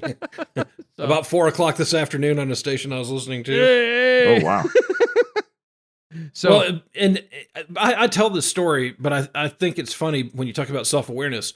My wife and I started going to a church, and my wife is a very good singer, and the director of the choir came up and said, oh, you're so great, you need to come be a part of the choir. Oh, hey, Walt, how are you? Amy, you would just be fantastic in the choir. And I'm like, well, I'm glad he knows where I stand too. Oh, sure. Yeah. That is not my talent. I can do other things. That ain't one of them. They may talk about it being a joyful noise. I was told you just make noise. So, right. So I just mouth the word watermelon and pretend I know what I'm doing and just move along. So, all right. Well, let's move to our news segment, and it's a segment we like to call It's No Bullshit. Walt, you've got the first story. Well, this one should scare all of us. This comes from the BBC.com. COVID-19 safety concerns over planes returning to service. Have you seen this article? No. Well, wait a minute. I might have. Does it have to do with adult diapers? No. Okay. It does not. Okay. No. Because I heard a story that the hell are you Chinese airline industry has been recommending that the crew wear adult diapers to prevent them from using the lavatory where other people might have used it and may my be gosh. infected. So it would keep the crew from going into spaces that the passengers were using. No, this is not quite that bad. Okay. Oh boy. So experts are warning airlines to take extra care when reactivating planes left in storage during the pandemic. So I was expecting, they're talking about that huge airport out in Arizona where like Delta had put 3/4 of their planes when the pandemic started. I thought that was going to be the primary thing. Here's the first thing they start with: pilot rustiness, maintenance errors, and even insect nests could be potential dangers for aircraft in re-entering service. Welcome to 2021. Yes, sir. You're talking about snakes on a plane. Yeah, exactly. Travel restrictions have caused a huge decline in flying, with many planes put in extended storage. As a result, there has been a spike in the number of reported problems as planes return to service. Every aircraft is going to have a specific set of instructions for maintenance, but it has never been done on this scale before, said Greg Walden, Asia managing editor of aviation magazine's Flight Global. Along with regulators, insurers have also expressed a concern. We've got people returning to work who are quite rusty, which is a big issue, said Gary Moran, head of Asia Aviation's insurance broker, Aon. One of the most worrying problems is an increase in the number of poorly handled landings. The number of so-called unstabilized approaches have sharply increased this year, according to the International Air Transport Association. They can result in hard landings, runway overshoots, and even crashes. In May, a Pakistani international airline crashed after an unstabilized approach, killing 97 people. In another accident, an Air Asia Express plane crashed in August. Experts say the pilots might need to be more cautious than usual when re-entering service. Flying an aircraft can be quite technical. No, wait. Don't you think that should have been something that they would have been aware of well before they took a couple of months off? I mean, I would think so. I mean, I'm not an aviation expert, but wouldn't you throw Bob in the simulator before you throw him in the 747? Well, I mean, just the whole concept. Yeah. Hey, Bob, I know it's been 3 months, but this is a highly technical piece of machinery you're about to get behind, and I hope you remember what you're doing. Well, get this quote. Flying an aircraft can be quite technical. If you haven't been doing it for a while, it's certainly not second nature like riding a bike. Dear God, oh my God, I'm not going to be flying for a while. Yeah, however, he said airlines are aware of the issue and in many cases have booked extra time for their pilots in flight simulators, so that's good. Aircrafts in storage typically undergo a routine maintenance schedule to ensure they'll be ready to return to service when business improves. Asia Pacific Airline Storage, which has a facility in Alice Springs, I think that's Alice Springs, Australia, that stores planes for Cathay Pacific and Singapore Airlines, employs more than 70 maintenance crews to keep the planes flight ready. Manufacturers have also sent out detailed instructions on how to store the aircrafts, but are still reporting some problems. For example, the EASA said there had been a surge in the number of reported unreliable airspeed and altitude readings during the first flights after a plane leaves storage. In some cases, takeoffs have been abandoned or the aircrafts have had to return to base. Wow. Then this is my favorite part. In many previous cases, problems with airspeed readings have been due to insects or larvae in the aircraft's pilot tubes, which are the key components used to measure airspeed. These issues are well known within the aviation industry, said Mr. Walden, and said he thinks airline travel will remain safe. But he added that there will be some issues because planes have been stored for longer than before, and in some cases the planes in storage are new models, which means the potential issues are not as well documented. It's no bullshit. That's crazy. So, that is crazy. I had no idea that they sat long enough for bugs to build nests in important equipment that measures airspeed. Now, granted, this is about Asia Pacific, kind of a different side of the world, but I'm still on the hey, you might want to consider that you're operating a heavy piece of machinery here with a lot of complexity, as if they didn't know that going in. Well, I've always thought when you have runway overshoot, that is a huge problem. That is just that can be the pilot not doing his job. Wow. So Yeah. more fear porn for 2021. We're going to get over COVID, and now we won't be. Now we're going to worry that our pilots don't know how to fly anymore. Yeah, sorry about that. Hey, well done, Walt. We appreciate you. No problem. Well, I have a feel-good story. I don't know if you saw this in the news, and Ryan, we'll do a to you here in just a second. If you heard about this, Sure. did you hear about this guy who had a home in Florida and heard his puppy yelp and realized a small gator had grabbed the puppy and was diving underneath the pond? Oh, wow. Had you heard of this story? Did you see it in the news? Yeah, I saw the video. So the guy, of course, jumps in the water, cigar still in his mouth. He'd been drinking a Bloody Mary, according to this story. He'd been drinking a Bloody Mary, enjoying life, and he was 72. He decided, I wasn't going to let my puppy become someone's meal, and so he jumped in the water after the alligator and had to get it up out of the water. He goes, I didn't even think twice. He said the hardest part wasn't getting the alligator, it was trying to pry its mouth open. Oh, yeah. He said when he finally did pry the mouth open, which is where we saw kind of most of the videos on the news, you saw the puppy kind of get away. The gator actually then clamped back down on the man's arm and wouldn't let go for a minute, and then decided, okay, this is a lot bigger than the puppy, and then let go on his own. Now, the story I have, kind of that's the backdrop. The puppy is now being honored. Had you heard this? No. The rescued puppy has now become a kind of unofficial sheriff's deputy. Oh, there you go. Yes, in a Facebook post, the sheriff's office praised Gunner's tenacity and fight for survival. They added that these are the qualities that make him a perfect candidate for his new job. The name of the dog, of course, is Gunner. The fresh detective Gunner will be enrolled in the Deputy Dog's Pets on Patrol program. His duties include visiting children at schools and other places and teaching them about safety and security. Gunner is going to educate all children about safety throughout Lee County, where the event took place, said Carmine Dell'Aquila, who works with the Deputy Dogs program.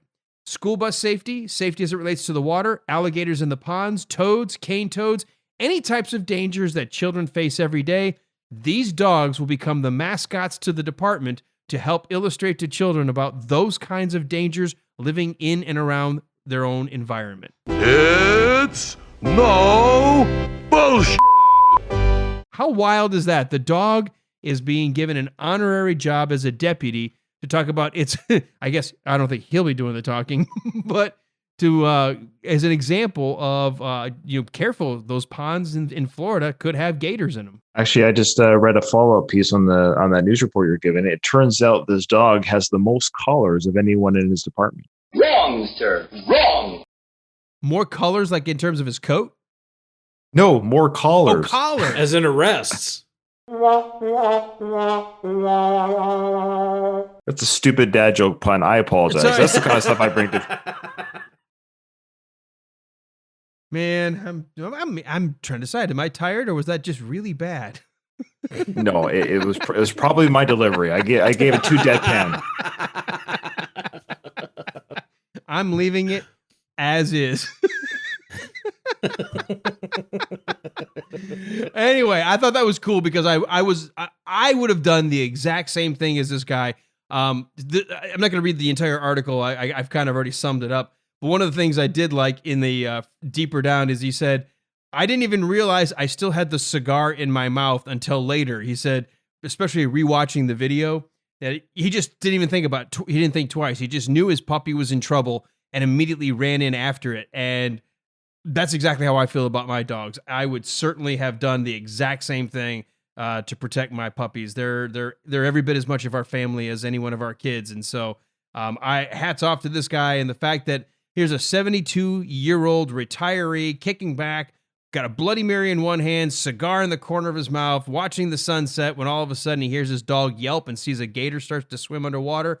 Didn't even think twice, jumped in, and because he rescued the dog now gets to be kind of a mascot to help kids think about safety. Well, what has this guy done in his life that he just doesn't even think about it and go fights an alligator without dropping his cigar while drinking a Bloody Mary. I mean, this is a tough guy. The article I have doesn't go into his background, but it reminded me of a couple episodes back where we had the elderly man who decided the guys that were trying to rob his house, and he started beating him over the head with his shillelagh. Yeah, that guy's awesome. He was an ex-Marine, so I mean, there you go. Yeah, any guy like that you got to respect. All right, well, I've got the next story, and this is definitely going a different direction here. This is from WPTV in Tallahassee, Florida. And of course, whenever it's Florida, you know it's going somewhere. Raccoon makes surprise appearance in woman's Christmas tree. Tallahassee, Florida. Thursday morning, Aubrey Iacobelli was awoken by her dog growling at 4:15 a.m. Just staring at the tree. Yep, you got it. I have a doggy door, and my dog sleeps right in front of that dog door. I hear her going in and out all night. I wake up and I hear her barking outside, said Iacobelli. She asked her Amazon Echo Alexa to turn on the lights and saw her dog was staring at the Christmas tree and barking. I just knew there was something there that shouldn't have been there. I see a furry body in my Christmas tree. She grabbed a frying pan to try to get the animal she thought was a cat out of her tree. She said, I didn't want to hurt the animal. I just wanted it outside of my house. The creature finally came out of the tree and revealed itself. Iacobelli and her dog spotted the raccoon on the side of the tree, and the dog jumped towards it, knocking over the tree. The raccoon ran away from... the raccoon This is like that scene in Christmas Vacation. Yeah, this is getting even more Christmas Vacation-y. Yeah. The raccoon ran away from freedom, jumped on my chandelier where it swung there for 30 minutes, she said. After chasing the raccoon around her house for an hour, it finally went back outside by using the dog door it used to enter the house in the first place. Iacobelli says her advice to others in a similar situation is to call animal control, don't try to do it on your own, and just laugh at yourself. That's all you can do. It's no bullshit. The greatest thing about this story is there is video. So, if you go to WPTV.com and look for the raccoon makes surprise appearance in woman's Christmas tree, you're going to laugh till you wet your pants because it is the funniest video I think I've seen in years. It's like the Three Stooges and Christmas Vacation all wrapped together. That's fantastic. You got to send me in the show notes when you send me send it to me so I can add it to the notes of the episode.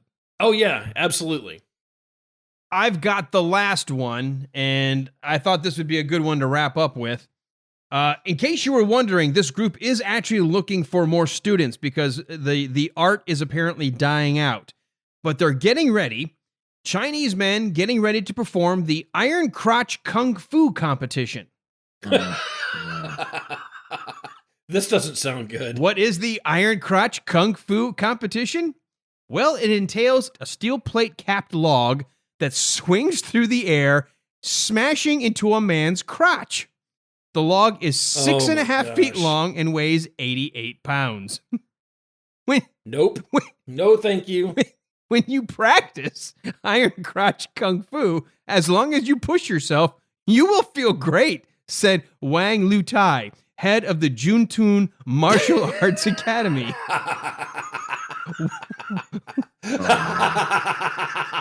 I'm not making these names up. Wang has been practicing the technique for around a half century and has two children. He insists that with correct methods and sufficient practice, that it doesn't hurt or affect fertility. No. He said, as part now, this group is actually, you've probably seen some of this on the old Believe It or Not or That's Incredibles or shows like that. But he said, we also have iron throat, iron head, iron chest, and iron back as part of the disciplines that they teach. This style of Kung Fu is practiced by those in the Juntun village on the outskirts of Luoyang, but has historically been a fiercely guarded secret. However, concern with the practice has grown and fewer people are taking up the sport, and so it may not survive. At one time, there were about 200 people that regularly practiced, but now they're down to just over 20. the number of people who practice the iron crotch technique has dropped from 80 to just 5. Yeah. Wang and his fellow masters started to promote this style of kung fu, adopting to the swinging log device in 2016 to demonstrate this crotch technique, where previously villagers were just asked to kick, punch, or use bricks or sticks. What? Oh, man.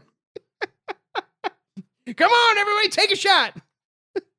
These promotional efforts have helped gain new students in cities across the country who have been learning via social media or custom-made videos posted online.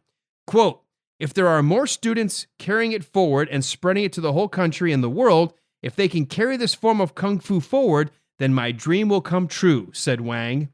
The breathing techniques associated with kung fu have been practiced for the past 300 years. This style encompasses scores of attack techniques as well as resisting pressure, pain, or hits to other sensitive areas. It's amazing. It's astounding. But it's no bullshit. Man. Wow. Iron crotch kung fu. Hi-ya! No thanks. I'm good. Well, actually, I've got the exact opposite. It's what happens when, for lack of Ugh. use. I've got shriveled Oh, wow. crotch kung fu. well, actually, it reminds me, I just bought my wife a new iron crotch pot for meal making.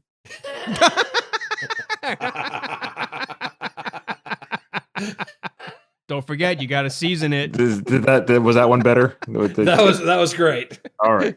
Okay. Much better. You're ramping up. Well, better late than never, I guess, at this point. Yeah. That was very good. Yeah. That was Sure that was excellent. When you warm up your iron crotch, make sure you get it good and smoking before you actually put it to use. Oh, the puns we could have right now. I just love the lead guy's name is Wang. Of course. That is awesome. But there was a story I was going to pull first. I decided this one was the better one. They are still, as part of this story, they kind of referenced it, but they are looking for people to join that particular skill because they're worried it's dying out. Look long and hard, folks. People have got your number. They're not joining. Iron crotch kung fu. I'm waiting for that next movie. All right. Well, that's going to do it for the news. So let's go straight into entertainment.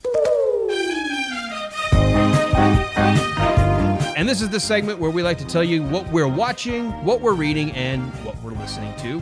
Walt, we'll start with you. We'll go to our guest and then circle around. We'll hit each of the 3 areas. First, what you watching? Well, I was watching like 10 different things, but I stumbled across a show called Brockmire with Hank Azaria. Have you watched the show? Oh. Nope. 4 seasons. It's on Hulu. It was made by IFC.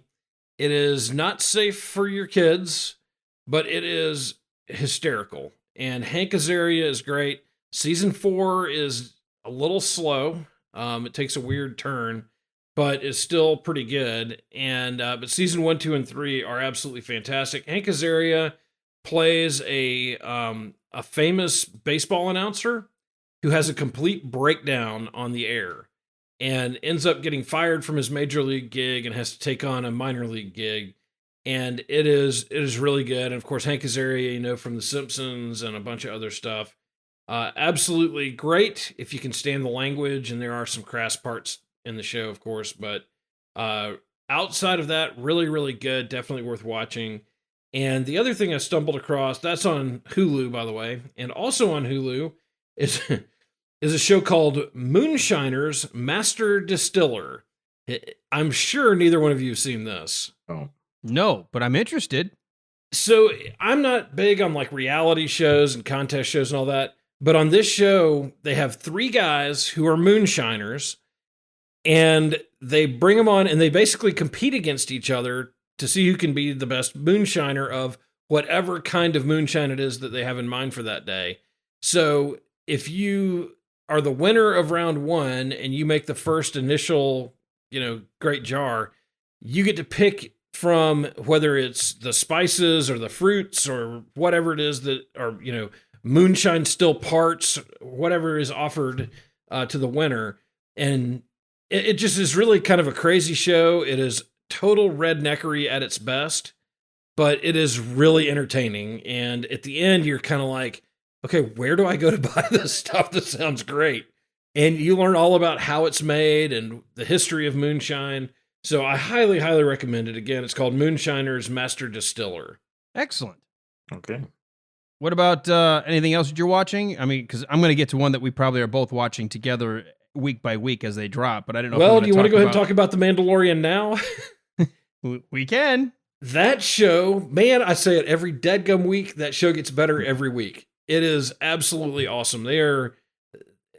They blow me away Friday after Friday. I could not stop talking about The Mandalorian the day after I saw the most recent episode, because not only did it have some great, tension and action when it came to the opening, kind of trying to get this really highly explosive material past these different pirates, but the dialogue that was taking place inside the lounge area for the officers or whatever. Yeah. That's the closest we've come to a Tarantino-esque kind of feel to that series, where I didn't know where it was going to go, but the tension and the dialogue and they took their time.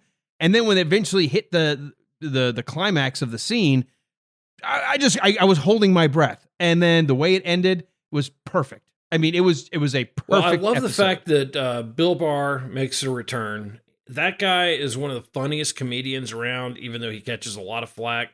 And again, not somebody who you want to watch with the kids around. But his character in this show is so good, and he has that good balance of playing the character with a comic side, but also serious enough to fit in with the show. And it is just like every episode I watch, I'm like, I've got to watch it again because I've missed so much, and it's just so packed. I mean, it's great. I absolutely love it. I don't know any of his comedy or his stand-up, but his characterization reminded me so much of kind of now a younger Joe Pantoliano from like The Matrix and other movies. He had kind of that I don't give a shit attitude, kind of like a little crass, a little sarcastic. But God, that scene at the table was wonderful. It was just, and from great. Both sides, from the guy representing the Empire, career military as far as he's concerned, might makes right, and a guy who is a former soldier, and you've got the Mandalorian sitting there who's like, we're just here to get the information. It's so good. And the military guy is a true believer. Like, you see why the Empire was the Empire. Because this guy knows it's coming back. They're the ones who need to be in control. Everything is just mayhem without them, and the universe has to have them. Oh, that line where he goes, people think they want freedom. Really, they just want orders. Yes. Oh, so good. That was great. And then the fact that it ends for him the way it does, that was awesome. Yeah. Now, Ryan, are you a big Disney Plus subscriber or Mandalorian fan? Yeah, we have it in our home. I'm actually waiting for it to be completed. I'm going to binge it over the holidays. No, so have you seen season 1? 2? Yeah, I've seen season 1. Yeah, I loved it. Okay. You've got a constitution that's that military bearing you've got. You can actually force yourself, because we're in the midst of doing like high school football coverage for our local radio station. Our team is still deep in the playoffs. So every Friday when I come home, I'm so wired from doing the broadcast. The first thing I do is I kick back, relax, and I watch the episode that dropped that Friday. I have to. It's kind of like my ritual. I hate that I have to wait a week, but at the same time, it's kind of neat because I can now relive that episode, talk about it with people that have seen it. I don't do any spoilers on the radio. I don't do any spoilers. Even what we talked about here, I would say is fairly spoiler free, because I want people to experience that episode the way I did. I'm almost envious of the people who haven't seen it because they get to see it for the first time. You should probably do a reaction to that. That'd be kind of cool. Oh, Ryan, Ryan, really you might be poised to do that. Oh yeah, sure, yeah, it's not a bad idea if I just had that time, boy. Yeah. Well, but yeah, I'm gonna binge it. Episode. What was the episode called? The Believer? I think that's right. Yeah, The Believer. Oh, yeah. This whole season has just been one great episode after another. So if you enjoyed the first season, Ryan, I think you're going to see season 2 continues to. I'm looking forward to it. I've heard some quote unquote spoilers. I don't really care about spoilers. They don't bother me. I've heard like some characters have popped up. I'm just looking forward to see how it all pieces together, all the same. So I can't wait. It's phenomenal. So good. All right. So good. Absolutely great. All right, so Walt, anything else you're watching, or is that going to be your list right now? No, that's my list for today. All right, Ryan, what about you? What are you watching? What could you recommend to our listening audience that you're streaming or watching or binging in your household?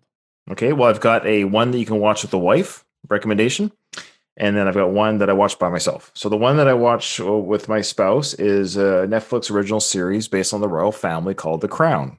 My wife loves that show. She thinks she got so hooked into it. It is amazingly okay. It's incredible cinematography, costumes, set pieces. I don't know where they filmed this. I almost feel like, are they filming this in Buckingham Palace? Because it's just insane.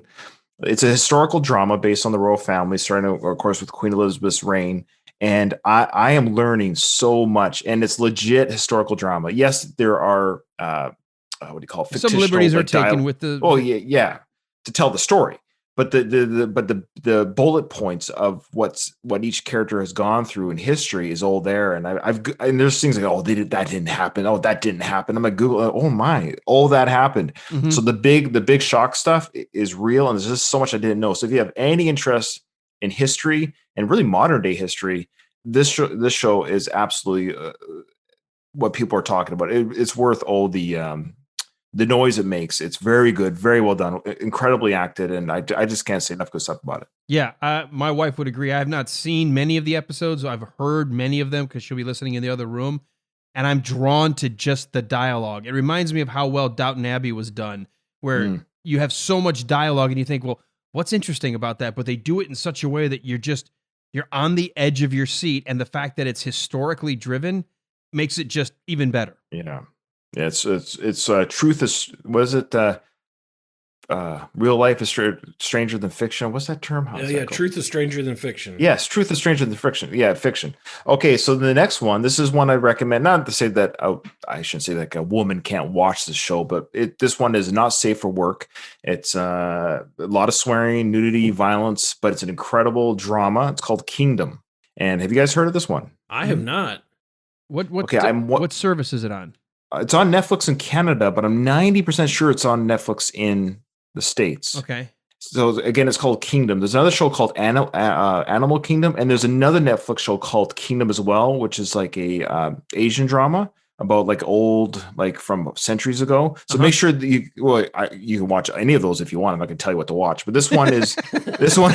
Yeah, don't watch the other ones. Only watch the ones I tell you. But the one that I'm talking about is what I should say is it's called Kingdom. It's about a family in the MMA world, the mixed martial arts world. And I don't want to oversell it. I also don't want to undersell it, but it's a gritty, dark family drama. And it's about mixed martial arts and the family mixed in this, but really that's the backdrop of the story. And the stuff these guys get into, it's a mixture of like Sopranos meets Game of Thrones meets, it's just incredible twists, turns, and again, incredibly acted, hugely underrated. It wasn't a Netflix original, but Netflix bought the rights for it, and it's gained a lot of steam lately. But it ended a few years ago and only did 3 seasons, 40 episodes. But I can't recommend it enough. Everyone I've recommended to this show to, as it was recommended to me, has loved it. And I'm telling you guys, if you watch this, you'll get hooked after the first episode. Well, I just added it to my watch list. It is on Netflix in the U.S. Perfect. It has Nick Jonas in it, formerly with the Jonas Brothers. Yes, you'll be surprised. I know. Wow. Okay. Yeah, I just looked this up, so I will have to check this out. Yeah, there's some scuttlebutt maybe of a season 4. I don't want to spoil anything why that may or may not happen or why that couldn't happen. But yeah, just watch it, and it is gritty and it is not safe for work. Okay. Well, I do have to warn everybody. It's got a TVMA for sex, nudity, language, and smoking. Uh-oh. So if you can't take people smoking, don't watch this show. I might be done. Clubhouse says smoking, but like literally people doing cocaine. But remember we had that one episode where I found all the new disclaimers, including historical smoking. Yeah. Yeah, historical. We want you to know that we don't approve of it now, but way back then they were too stupid to know you're not supposed to, so that's why we let them have it. So those are my 2 recommendations. I'll leave it at that. I recommend those very much so. Okay. Excellent. That's great. I'll have to check that out. Well, this was the week we went back and got a couple of classics for the holidays. and I watched a brand new Disney Plus release. It came out a few months ago if you wanted to pay for it, and then they released it now for folks who didn't want to pay for the early ticket. So let me start with the classic. This is one of my all-time favorite rom-com holiday films. I don't mind good romantic comedies. I hate the ones that try to pack things in with too much syrup or they're too stupid. But when they're done well, when you don't try to screw up with the formula, they can be a great fun ride. And for me, Love Actually, my wife and I, it's a holiday tradition. We watch that movie. It is my favorite one of those kinds of 7 different or 12 different stories going on. Everybody kind of is somehow interlinked with someone else, and yet you're following each of them through the 5 weeks leading up to Christmas. Have you ever seen it? Either one of you? No. I have, but it's been a long, long time. It's phenomenal. For me, I'll laugh, I'll cry. I mean, I want to relive myself with those characters. It's an amazing film. So if you get a chance to see it, it's great for the holidays. We'll actually watch it a couple of times a year. It's one of those movies my wife and I can agree on. There's no arguing about what we want to watch or what. If she goes, "You want to watch Love Actually?" Absolutely. Pump it in. Let's go. And of course, if you're going to watch a Christmas movie, you have to follow that up with the all-time greatest Christmas movie ever made, Die Hard. You're going to say what I'm going to say. Oh, you tricked me. Die Hard. Sorry. Die Hard. What did you think I was going to say? Oh, I'm sorry. I'm one of those. I'm one of those camps. I don't call it a Christmas movie. Well, you'd be wrong. This is why you're here. We're going to educate you. This is my hill that I'll die on. Walt's got his hill.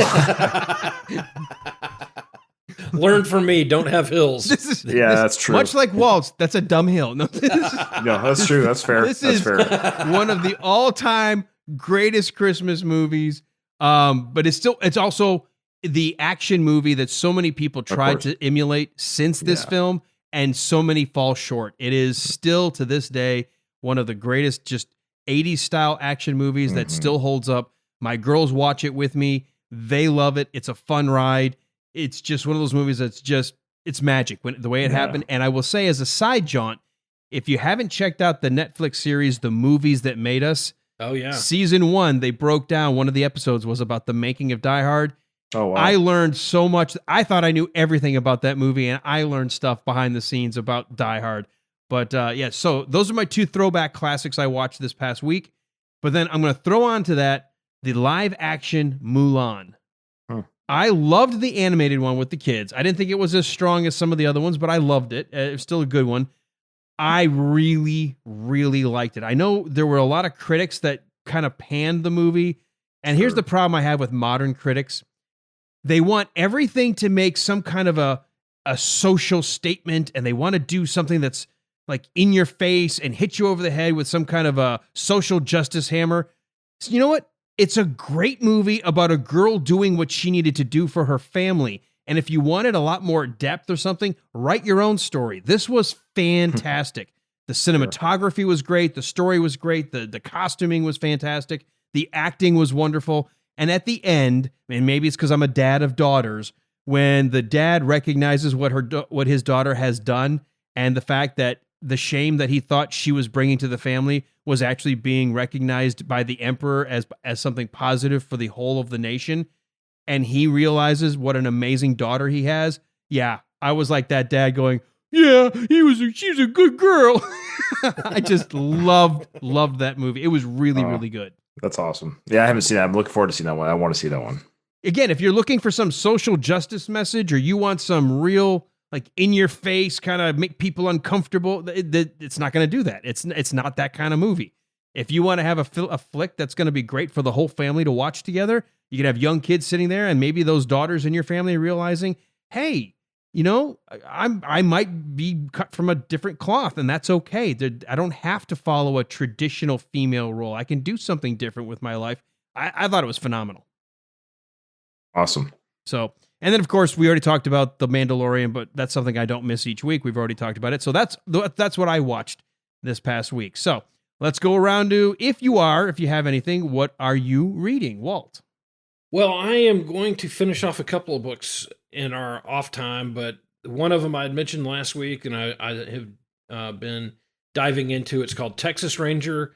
The Epic Life of Frank Harmer, who, of course, was the guy who hunted down Bonnie and Clyde. So far, so good. I'm about 30, 40 pages in. It is well written. It is easy to read. It's a thick book. If you are scared of thick books, it's going to scare you, but it's real easy reading. You can sit down and in 10 minutes, you're totally into the book. So I highly recommend that. And if anybody wants to read and discuss, touch base with me, I'll be happy to talk about it as we read through it. So that's going to be my big reading goal in our off time here. Nice. Okay. Ryan, what about you? What are you reading? I'm actually reading a book. I'm fascinated with near-death experiences. And I'm reading a book right now called Proof of Heaven.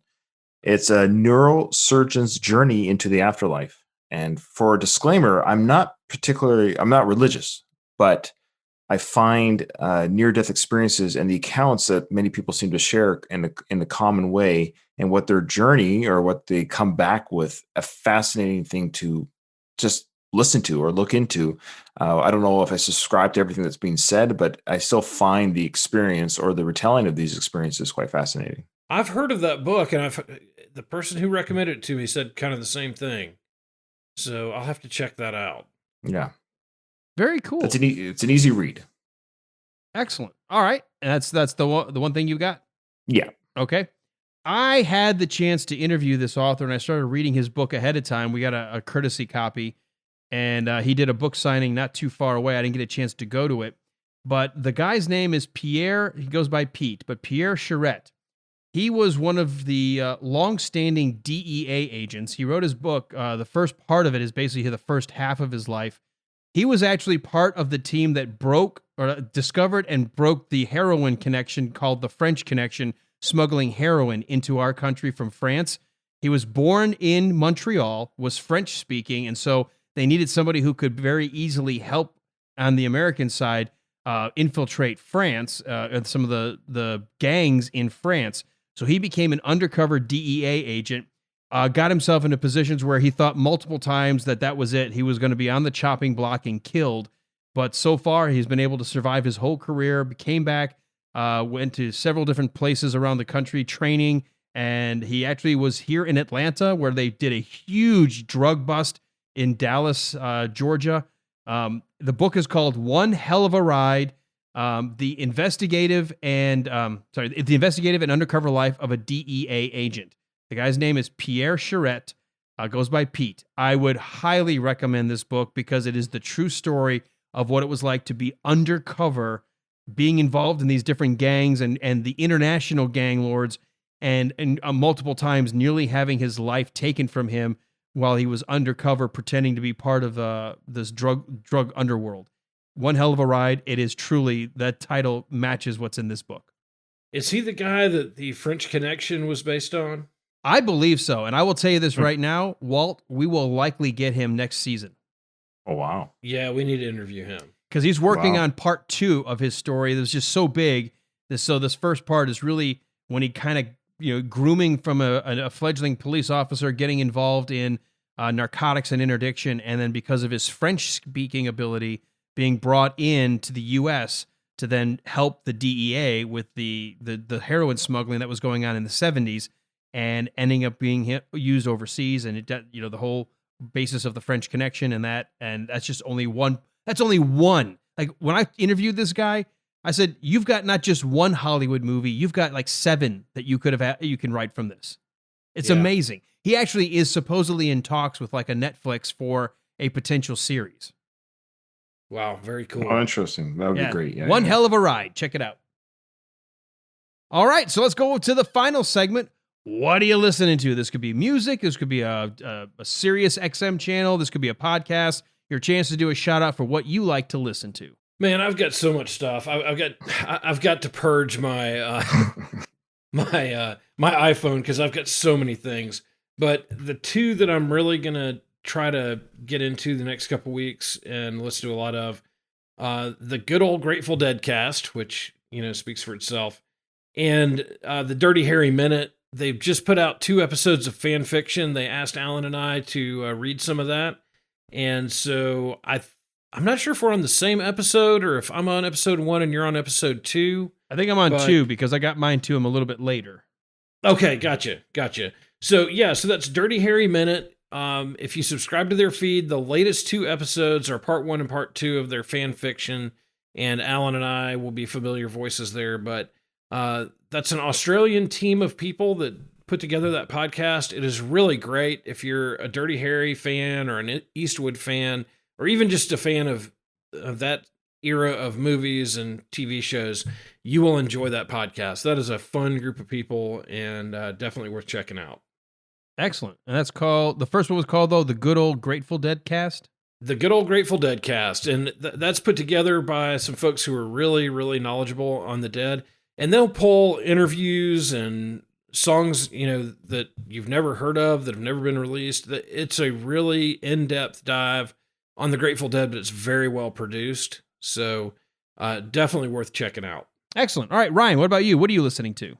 All right, so bear with me. So the Worst of the Best podcast is part of a podcast network itself, and it's run by a guy named Zip, who has a podcast called the No Redeeming Qualities Podcast. So this is a plug to the network, if you don't mind. Then I'll share what I listen to as well. Yeah, absolutely. Okay, so I'll be really quick here. There's like 6 shows on this network, and they all have a different subject matter, so to speak. So there's No Redeeming Qualities podcast. They're kind of just like a humorous commentary.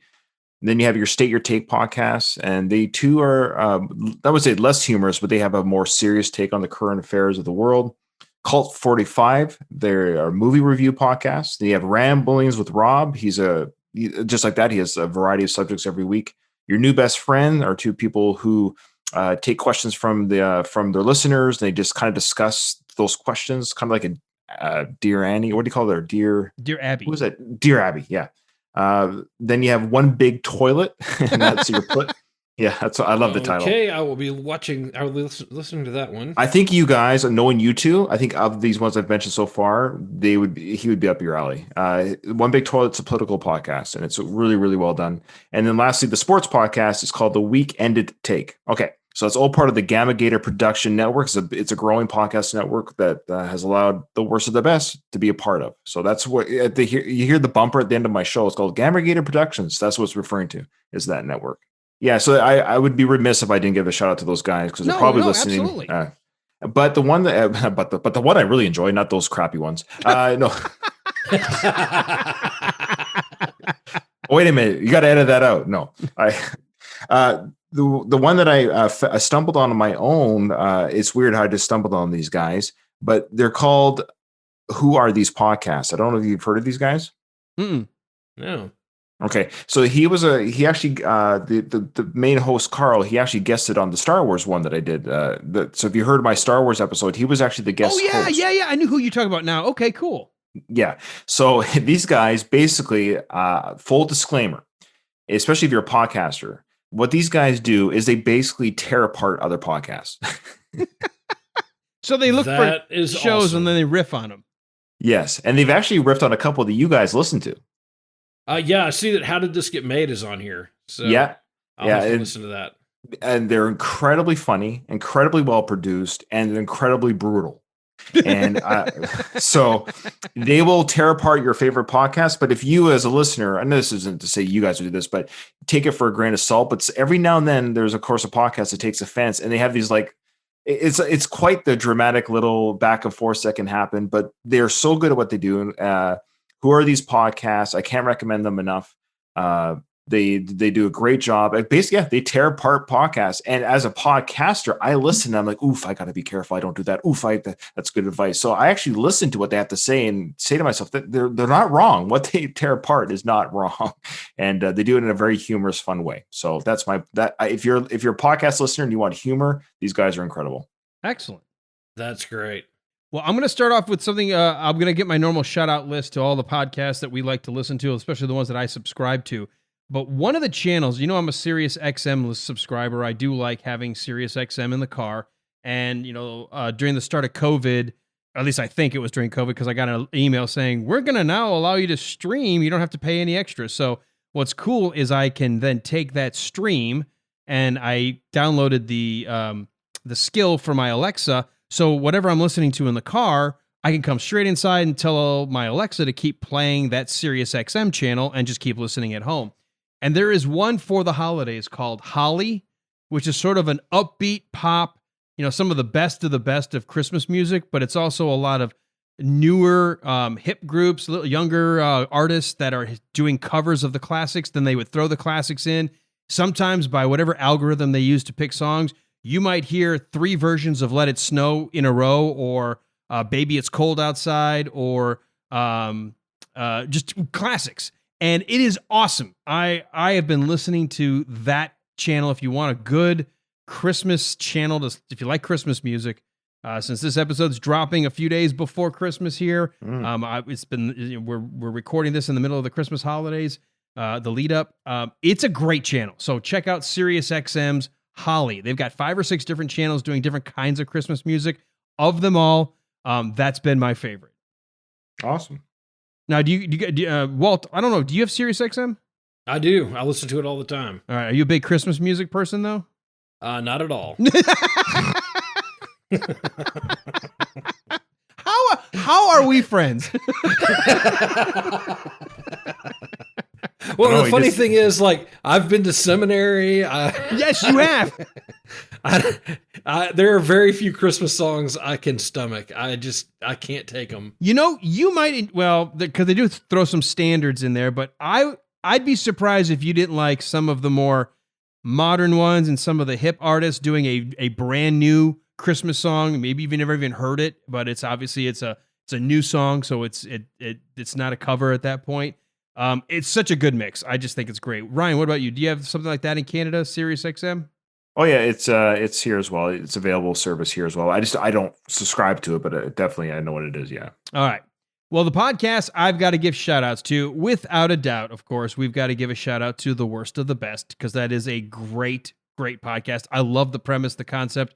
Of course, I had a chance to be on it a few weeks or a few months back, depending when you pick this up, or maybe years. Walt's going to be on it coming up in the 2021 season. Got to give a shout out to all 3 of the now, like the Slycast, the Going the Distance Rocky podcast, the Rocky Minute. You guys, all 3 of them together are all part of my listening. And what I love about it is I can look at the Rocky podcast with Doug and Jason, and then I can come over and listen to yours. And it's almost like 2 different podcasts, even though you're talking about Rocky, because you come at it from different kind of perspectives, different senses of different humors. I don't think anybody has a podcast partner like Jason, except for maybe me. So it's great. And so I would highly recommend if you love Sylvester Stallone, or especially if you like the Rocky movies themselves, those are 3 great podcasts to subscribe to. I got to give a shout out to my buds over across the pond, 60MW, because I do a show with them now. Actually, I host one called The Rant Show, and I actually get to guest host with it's a kind of a trio of guests where we call it the ABCs of Fording Ahead. But they've got about 9 different kind of shows they do under the brand 60MW. It's almost all entertainment, game-driven culture. The only one that's kind of self-help is the ABCs of Fording Ahead, and even though we still try to make you laugh along the way. Golden Rage of TV, it's a YouTube channel, but if you like the era of television of the 60s and 70s, and even now starting to get into the very early 80s, our good friend Pat McCormick, who was part of our season, does a phenomenal job with these little mini sort of documentary style look backs at some of the classics of television. Continuing on, got to do the shout out to the Real Queens of Queens, BK on the Air, Escape Pod podcast, 2 excellent shows, Geek to Me Radio. We'll give another shout out to the Indiana Jones Minute, because they actually help pull us into the world of the Movies by Minutes, one of the better Movies by Minutes podcasts out there. And final shout out from last week, we had him on with us in our penultimate episode, but Radio Labyrinth, a Gen X driven podcast team with Tim Andrews at the helm. Just a great weekly podcast that looks at what's going on in culture and television and sometimes news. It's just from a Gen Xer's perspective, looking back, and it's really, really good. Most of these podcasts are not safe for work, so keep that in mind. A lot of people don't bleep things. We try to make sure ours is always bleeped, just in case you're listening to it in the car with the kids. But the ones we recommend, be extra cautious if you've got young ears around. Yeah, no shit. You don't want that to be a problem. Yeah, what in the fuck hell? Fuck, guys. Do we just? Oh, poor Ryan. Your sensibilities. All right. Before we give our final farewell, we always go to the guest first. You have been phenomenal with us, Ryan, hanging out with us and wrapping up our season 3. For folks who are listening that may be hearing you for the first time, you've given some of your shows, but how do they maybe reach out to you? Are you active on social media? How can they maybe learn more about your shows, and where do they subscribe? Well, just Google. I don't mind sharing my docs and myself. It's just my name. So just Google Ryan Rebalkin. You'll get me on Twitter, and you'll get me on Facebook. But then just the shows that I've mentioned, you put those in the Google too, because I'm tagged in those as well. And I also have an OnlyFans where I wear Speedos, so you can find me on that as well. No, you don't. No. Really? Well, Walt's a member, so. Man, I tried to use a fake screen name, but it just didn't work. Oh, those tips. I appreciate it. Shouldn't have used your Twitter handle. Dummy. I always try to support military guys, so, you know. Even though Walt tells me not to wear so much support. Well, it's cold in Canada, so. Yeah, I'm looking forward to your spring fashion show. So. Well, now this is taking an interesting turn. All right. So, what about subscribing? Are your podcasts found pretty much everywhere? Yes, it's anywhere podcasts are sold. Excellent. Walt, very quickly, as we are setting a record for our episode, but it was to be expected with such a great guest to wrap up our season. Where can people learn a little bit more about us? Maybe all of Ryan's fans came over and decided to listen to us for the first time and said, these two knuckleheads might have something worth listening to. Where can they learn more? Well, the best place to find us is going to be at thewilderride.com, and that is, of course, our website. You can find all our social media from there. You can find past episodes. You can find season 1 and 2, where we break down minute by minute Young Frankenstein, and in season 2, of course, Blazing Saddles. So hours of entertainment there. You can hear Alan and I uncomfortably deal with a lot of racism and other craziness. And also a list of all our guests. So if you're looking for Ryan or Doug and Jason from the Rocky Minute, when they have come on our show a couple times, you'll be able to find them there. Also, if you have a minute and you got an extra $1 or $2 you could throw our way, check us out on Patreon, patreon.com/thewilderride. And if you can help us out a little bit, we do have some expenses that come along with hosting a show, and it would be great to have some help covering those. So patreon.com/thewilderride. And before I say farewell, I will say to our guest, first and foremost, because it is the holiday season, I want to wish you and yours a very Merry Christmas, Happy New Year, and thank you so much for being part of our season 3. Thanks, guys, for having me. It was Merry Christmas to you guys and all the listeners, and be safe. Yeah, thanks, Ryan. We really appreciate you coming. You bet. All right. Normally I end with come back next week, but I'm going to say come back next year. Yes. But that's only a few weeks away. But yes, we're going to take a couple of weeks off. We've got a couple of projects. Walt and I are going to actually be part of a series of Movies by Minutes podcasters that are doing a collaborative project, and we're going to actually open that one up. We'll let you know more about it on our Facebook page and our listeners group.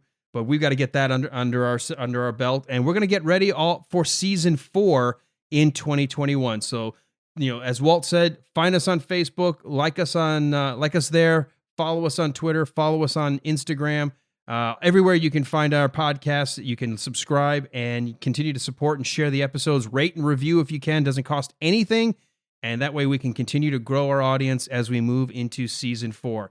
So everybody have a safe, wonderful holiday. If you're listening to this when it comes out real time, if you're listening to it whenever, well, hey, it came out 2 days or 3 days before Christmas, and that's just part of the I guess the danger of doing a podcast that people could stumble across the years and years later. But hey, everybody have a wonderful, wonderful rest of 2020. Looking forward to 2021, and come on back next year for another edition of this, The Wilder Ride Listeners Lounge.